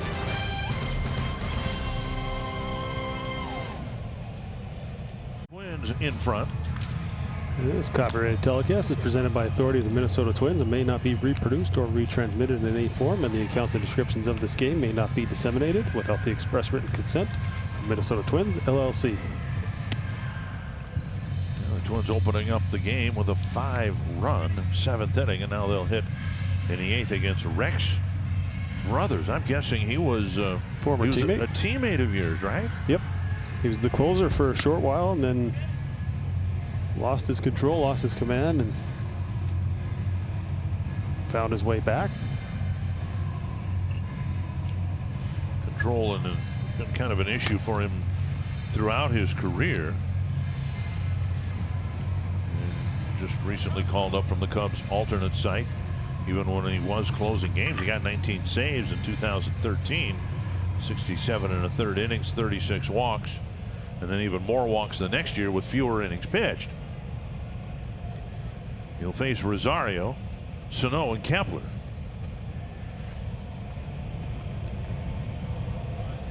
Rosario with a home run in the 1st inning, and then a base hit in the 6th with 2 out that scored Jake Cave. Give the Twins a 2-1 lead, then they tacked on 5 more in the 7th.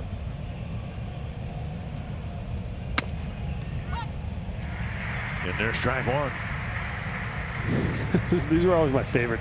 You know, the hitting coach is just giving you information, but you know, he said, oh, he's got trouble throwing strikes, make him throw the ball over. You know, he's got sometimes can have command issues, and then you go up there and you go, all right, I'm going to make him throw me a strike, and then he throws you a fastball middle in right there that we saw him hit out of the ballpark earlier in the game. And another one down the middle, 0-2.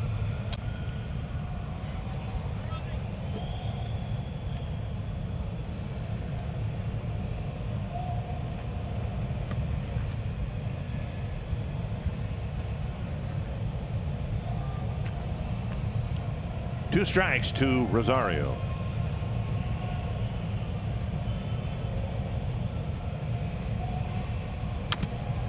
Ooh. That got home plate umpire Will Little.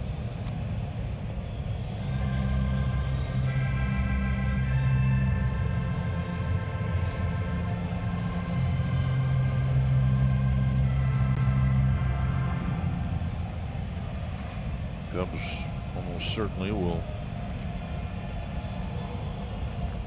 get into the postseason as a number 2 seed. Got a chance maybe to fall to 3rd, but very little chance to overtake the Dodgers. 1-2. You know, I was looking at that, just kind of looking at the NL Central standings and seeing how everything's kind of shaping up out of there, and it was amazing to me to see that the Cardinals are pretty much caught up in games played, and what they've been able to do with how many doubleheaders they've had to play. It's remarkable that they're in the position that they're in. I mean, the mental toughness it takes to play, you know, 3 doubleheaders in a week and continue to grind through and put together good at-bats. I mean, it's a challenge enough in a 9-inning game, but to to be at the ballpark and doubleheader and cool down and play another game, and then your pitchers being able to even just make it through ball games. Your starters have to give you a chance, and then not running your bullpen out of there, not having your closer available every single game, because you very rarely do you see guys pitch 2 games in the same day. It's remarkable what they've been able to do. And even the Miami Marlins in the same thing. They're also right there in the East. It's a real testament to the players for just not kind of cashing in the season, saying, all right, well, it looks like we got about 12 doubleheaders stacked up. They've been able to grind through it, and Cardinals right now in a playoff spot as well. The Miami story to me is just amazing. They're above 500, appear to be headed for the playoffs. Rosario scalds one into the right field corner, and it's a foul ball. Ooh.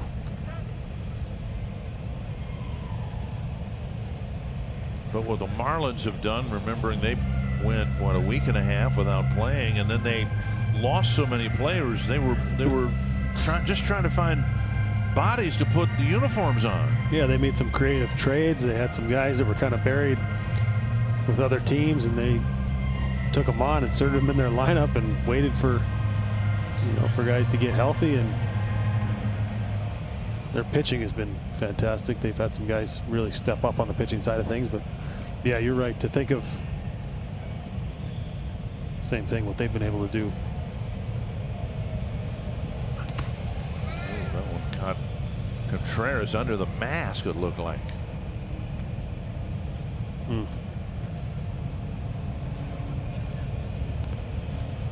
Yeah, that ball hit the dirt and then got in under his mask, right in the neck.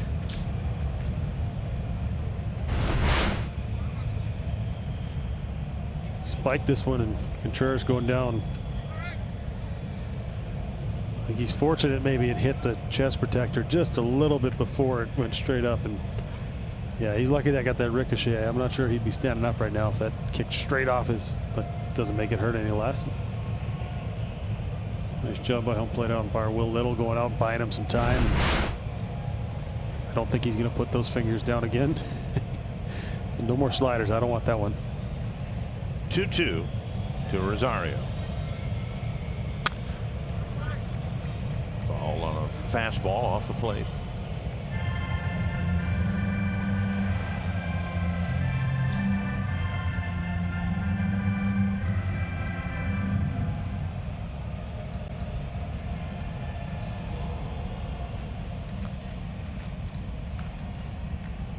Ninth pitch of this battle between Brothers and Rosario.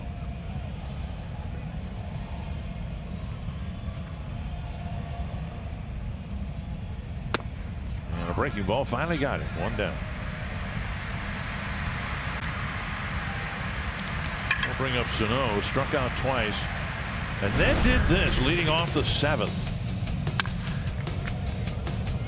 And he hit this ball where few Twins hitters have gone before, out on Waveland Avenue, and there's somebody out there. There's so many Cubs fans that sit outside the ballpark waiting for home run balls from batting practice, and the rare one that gets out there in the game. But man, he's got some power when he connects. It's like almost nobody in baseball, and the numbers tell us that he hits the ball harder when he does make contact than anyone. Barrels that ball up.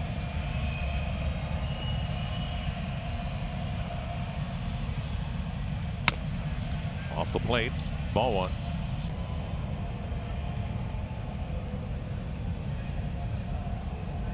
"13 home runs," and Nelson Cruz has both Sano and Buxton, and Rosario crowding him a little bit for the team lead. Cruz still has 16.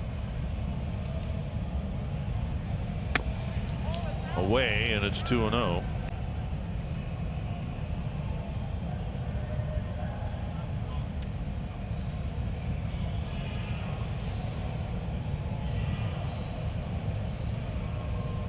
Twins have 4 players in double figures with home runs.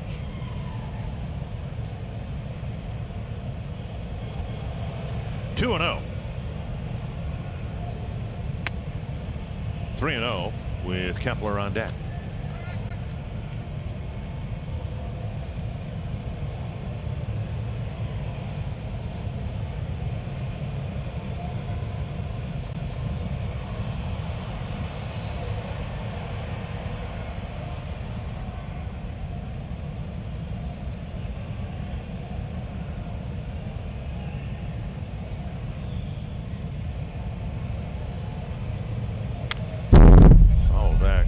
You know, we've talked about the Twins in the postseason recently not being able to have Byron Buxton. Take a look at this foul ball back to the screen. Oof. Mighty swing. Look, he tried to hit that one further than the last one. Hey, get yourself in a hitter's count. Why not? Let it fly. The Twins hoping the remaining games Buxton will stay healthy and they'll be able to use him extensively in a long postseason run. And so swings and misses 3-2. I believe that's the same score as we saw the Fernando Tatis home run in the same inning that was taken exception to earlier this year that caused a lot of problems. Right. It was a 3-0 pitch, and I want to say it was a 7-1 game. And bases were loaded. yes, and it was in Texas. Yeah, it was a interesting situation, but and a fastball off the plate, so no swings and misses. 2 down, and before Kepler's at bat, time now for a quick word from Prism Research. For more information on upcoming studies at Prism Research, visit our website at prismresearchinc.com. Started to talk before Sano struck out that we've talked about Buxton and how important he is to the Twins lineup, and the Twins haven't been able to have him available but for what, 3 innings in the wild card game. Remember, in that wild card game, Sano couldn't play. He wasn't on the playoff roster, and you'd like to, particularly if you have to go to New York and play the Yankees, you'd like to have your full squad ready to go. yeah, it's with a team that deep and a team that, you know, you feel like when your lineup is healthy, you match up with them. You feel like you can swing with them, and you know it's going to be a challenge if that is the team you end up having to face. But you'd like to face them at full strength. It was a little, you know, Kepler was kind of banged up going into the playoffs, and he wasn't at full strength. You know, Polanco's shoulder was bothering him for most of the year. He played through that. You had, you know, you were trying to find starters to fill out the rotation. Guys weren't healthy. Pineda's suspension really affected the rotation. You know, there was a lot of things going into that, and I think you feel a lot better, especially if you're able to kind of get this offense going. We've seen better at-bats in the latter part of this game. Home runs are great, but also good at-bat by Kepler. You can see even the at-bat Rosario struck out, battling his way. 1 and 2 to Kepler. But I mean, that's just what you want to see throughout the lineup. I mean, the pitching, for the most part, throughout the year, the starters and the relievers, obviously numbers different at home and on the road, but starters and relievers have been very good. They're in the top 10 in baseball in ERA, and you know, it's a team that there was so much excitement about coming into the season, and I think, you know, projected right around to win, you know, by the experts of 30+ games, somewhere in there, and they're right on pace for that. I mean, they've done everything that's been expected. It's just the bar was set so high.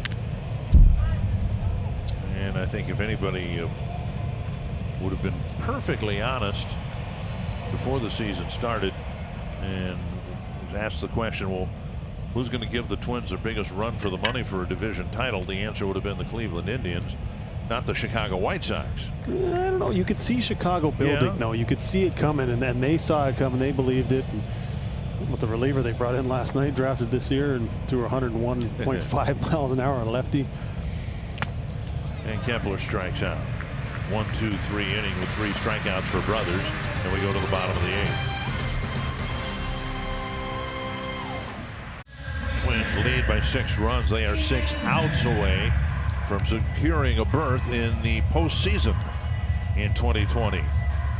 Matt Whistler gave up a pop fly single, but he struck out the side in the 7th, and he'll be asked to get through the 8th as well.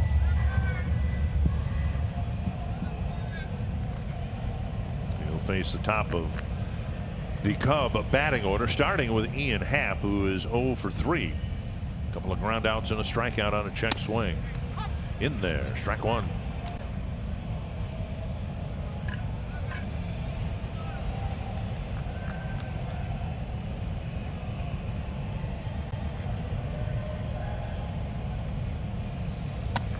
Fastball sailing away.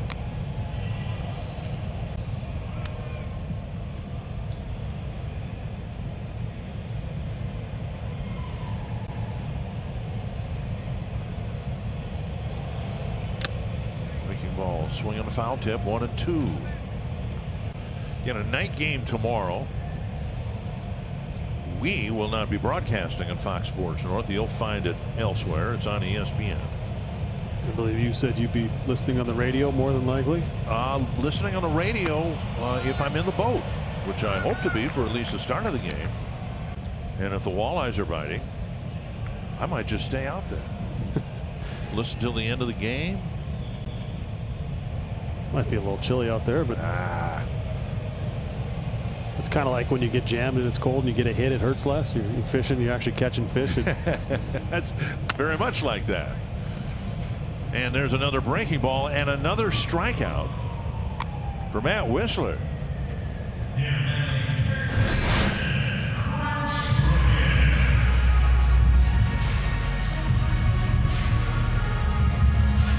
The pitches all look the same. They're about the same speed. But to me, the key is he moves it around the strike zone. I'm not sure. I think I remember him saying he does. It's not by intent. He's just throwing it as hard as he can, as good as he can. He's trying to just get as sharp a break as he can. He just throws it with as much conviction as he does his fastball. Yeah, so he said it does different things, but he has no idea. It's almost like he's throwing a knuckleball instead. He has no control over it. But at least in this appearance, he's down and in, up and away, up and in, down and away. I mean, he's using all quadrants of the strike zone, and he gets a call there, 1-1. Yeah, it's predictable that he's going to throw it, but it's not predictable what the ball's going to do and where it's going to end up. And I think the most important thing is the fact that he's actually just able to throw it in the strike zone. If he was throwing 80% sliders and they were never for strikes, obviously it wouldn't be successful. But because he's able to get it over when he needs to, it's a really difficult pitch to hit. But as you said, top of the zone, down, bottom of the zone, in, out. I mean, and movement and good sharp break to it. I mean, he's found a pitch and he's found a way to really, probably add years onto his career. He was, kind of struggling to find a home there for a while, and now all of a sudden it looks like he's found one in this Twins bullpen. Got to give credit to number one, the analytics department, for recognizing a guy who's got a plus pitch and figured he can have a place in our bullpen, and then Wes Johnson and for convincing him to throw it, and then him going out there taking the opportunity and running with it, because he's been, when you think of where would the bullpen be without him down there, with how many big outs he's been asked to get, it's been a great addition. Imagine, and as soon as I've started in the past talking about a 3-inning save, the plug is pulled after 2 innings, but if the Twins can get through this game, Duffy'd be available tomorrow. Only threw 6-7 pitches, right? So he can come back tomorrow. Whistler probably not if he pitches 2 or 3 innings. But then tomorrow you got all hands on deck, yeah, right? You got May, you got Rogers, you got a day off on Monday. And I mean, that is on top of Hill's start yesterday. So it's wow, this is impressive. Hayward doesn't know how lucky he was with that pop fly single. He's the only guy who hasn't struck out. Vikings Game Plan is your all-access pass to the Minnesota Vikings. Join host Paul Allen for weekly coach interviews, expert analysis, exclusive player interviews, and more. Vikings Game Plan coming up tonight after Twins Live postgame on Fox Sports North. And the postgame should be an interesting one, given the fact that the Twins are now 4 outs away from guaranteeing a spot in the playoffs. Fastball up and away, ball 1. Yeah, I'm not sure there's going to be the goggles and the everything else that we're used to seeing in those celebrations, but you know what? It means just the same anytime you punch your ticket to the postseason, and you get a chance, because that's what you play for as a player. And the longer you're around, the more you learn to appreciate that. An invitation to the tournament, and it's more of a tournament this year than anything else. Home field will be negligible, the home field advantage in terms of no fans being in the crowd. The Twins would have a best-of-3 series potentially played here or somewhere else, and then it's, American League's going to Southern California to play out the balance of the playoffs, and then the World Series is going to be in Texas. And potentially, I suppose, if the Astros were to survive, there would be some home field advantage somewhat with no fans there. 1-2 to Rizzo. How about Matt Whistler? He struck out the side in the 7th and the 8th. And the Twins are now 3 outs away from getting back into the postseason.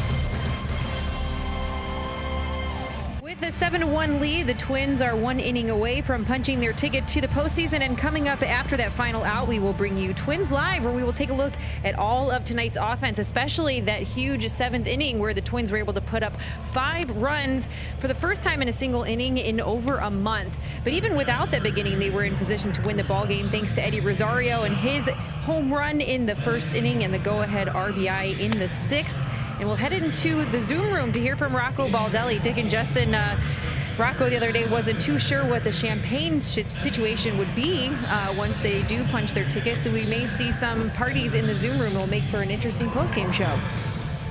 Yeah, and if it's nothing more than just opening up a Goose Island and enjoying a cold beer and celebrating, you can do that too, right? I believe Mitch Garver told us that he'd take a 6-pack in the shower and just spraying that all over the place. So. Yeah. Whatever it takes to celebrate, you've earned it. It's never a given, and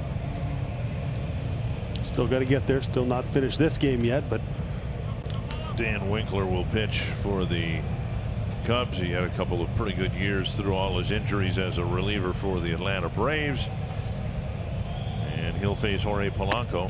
Up and away, ball 1. You know, I mean, they're going to seed the teams that make it, the 8 teams, but I honestly believe, Justin, that there's a real good chance this is going to be nothing more than a free-for-all in the playoffs.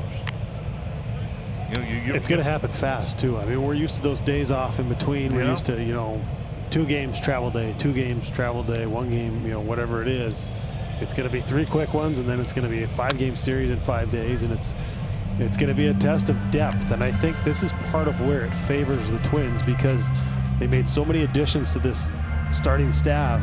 If they can get to that round of 5, there's depth in the rotation, there's experience and depth. I mean, 2 things that you really rely on in the postseason, and then obviously depth in the lineup and behind the plate and everywhere else. So you've got a lot of pieces this team was put together specifically for a playoff run, and I think if it comes down to 5 games in 5 days, and I like our chances with whoever we match up against. It's just got to get over that hump and win that first round. And then, and frankly, as I look at it, one of the more important, the cutter missing inside, one of the more important developments to watch here in the remaining games in the regular season is Jake Odorizzi's availability physically.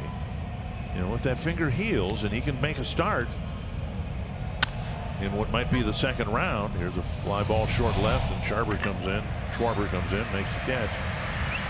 And the Twins are going to need 5 starters if they can get through the 1st round and whoever they will play.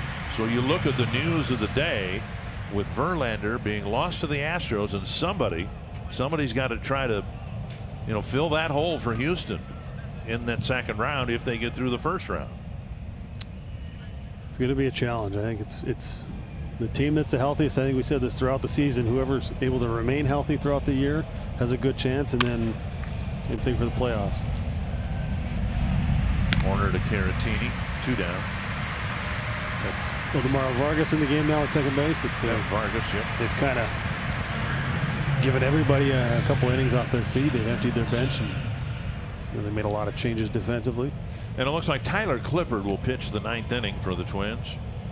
Josh Donaldson off the bench. Did not get credit for a run batted in. It was in his at bat. He had a ground ball right at Baez, who bobbled it.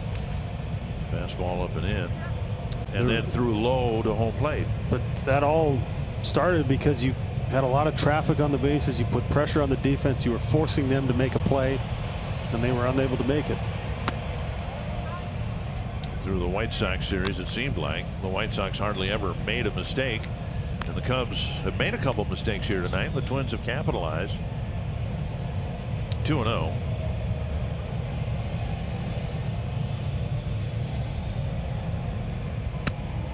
On and missed.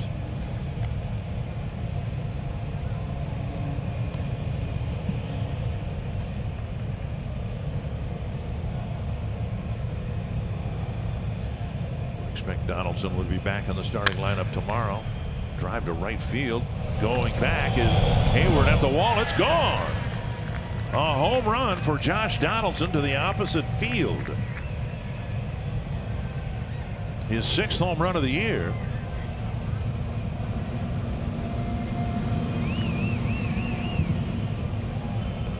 And the Twins had another run here in the top of the 9th. I believe that's Ian Happ now in right field. Well, hit a homer in the Chicago series. This time, you know, Winkler's got a great cutter. Donaldson chased at the pitch before. This time he tries to throw that sinker in there, tries to get it past him and in on him. But Donaldson with a solid approach right here, looking to drive the ball the other way. And this is exactly where you want to hit it at Wrigley Field, because it's short in the gaps, it's big in the corners, and gets rewarded for having a good approach right there. Here's Garver off the plate, ball 1.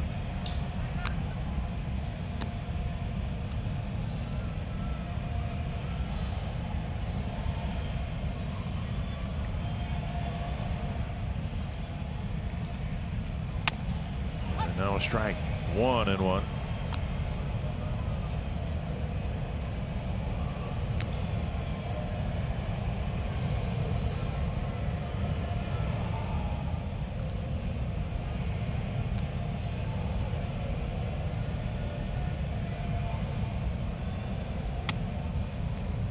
Two and 1. Garver with a big 2-run single with a hot ground ball between Bryant and Baez into left field with the bases loaded, coming off the bench to get that hit. 2-2.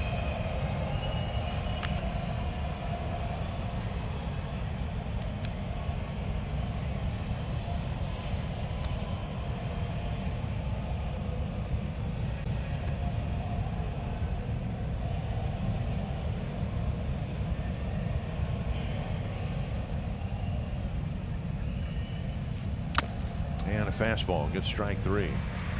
Twins had another run on a 2-out home run by Josh Donaldson, and it's 8-1.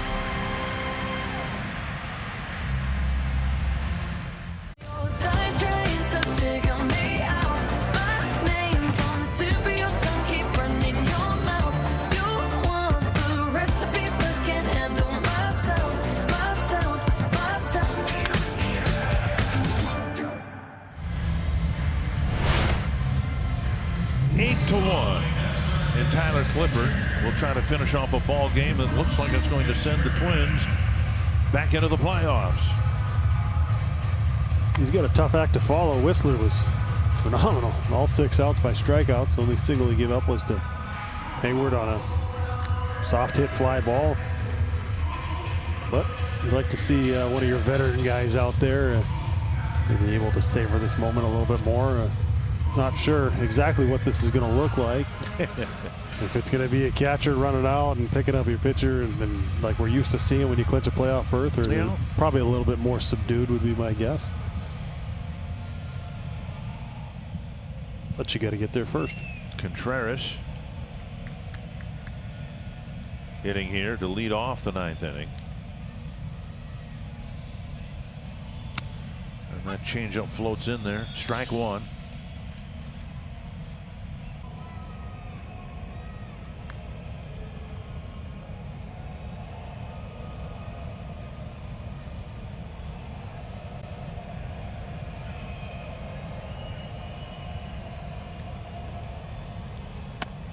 Breaking ball. Check swing.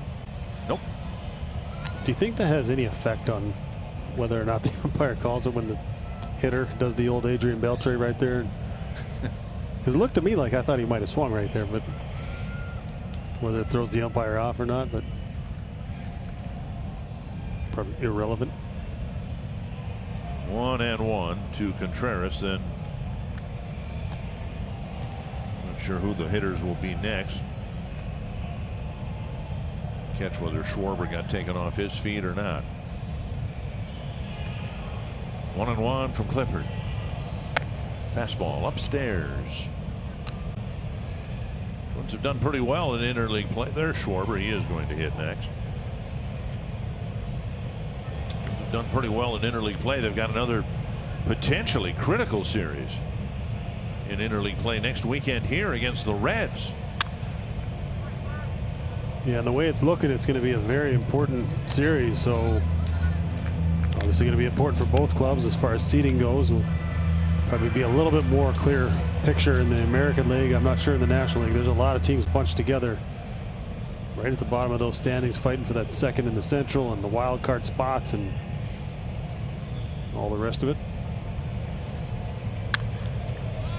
Well, it'll be important for the Twins to potentially important to establish seeding, location perhaps. Where will they play? Will it be here? Will it be in New York, someplace else?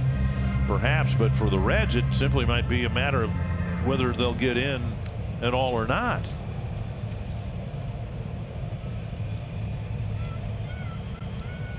Two and two to Contreras. Took it up high. I think that they also came in with about the same amount of hype as the White Sox had, as a lot of people's pick. The White Sox were for the team that was going to take the next step in the AL Central. A lot of people were jumping on that Reds bandwagon, and they've started to play well recently. It's taken them a while. It's just the challenges of a short season. Fastball down the middle, one down. Clippard, as you said, tough act to follow for Matt Whistler, from Matt Whistler, in terms of what he did out there. Yeah, I mean, 6 strikeouts, and all 6 of his outs by the strikeout, and all 6 of them with different varieties of sliders. The only guy who put the ball in play wasn't sure he put the ball in play. It was Hayward with a little pop fly single. Yeah, he didn't know where it went off his bat, but it was a terrific outing. 32 pitches he threw, and wow. Clippard may have crossed up Garver a little bit there, able to catch it off the plate. Ball 1.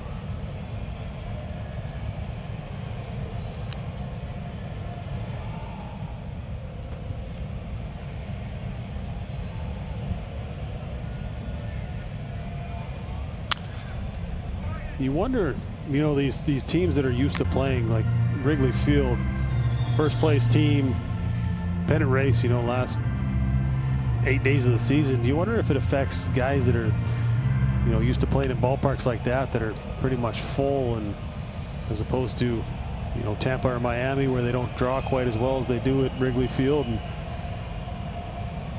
a lot of these Cubs hitters struggling kind of at the same time, and they've really look like they haven't had a whole lot of life since they got down in this game. The at-bats have really declined in quality. We've seen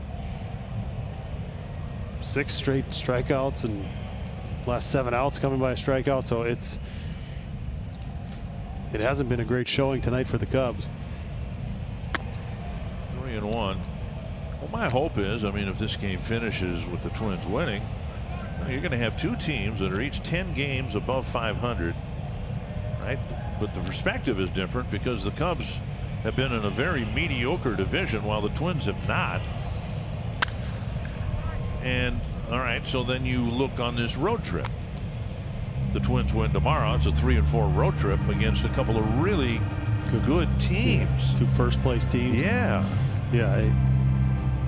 And with the struggles on the road, that's what I was saying. Tonight's so important because that long day tomorrow, waiting for that night game, waiting to get back home, and then you win your last 2, you're feeling good. On the ground, and Gonzalez throws out Schwarber, 2 down. And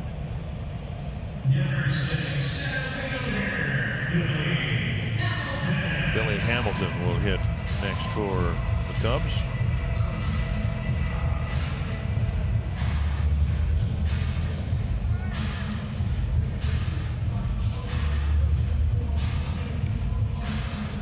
Hamilton had a chance to hit much like Gerard Dyson of the White Sox, but he's there for his speed. Facing Tyler Clippard.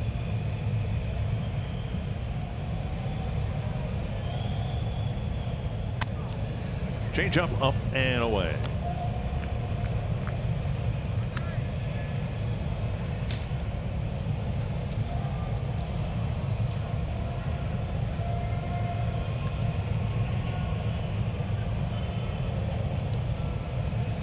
this is in fact an at-bat, it would end up being Hamilton's 23rd of the season.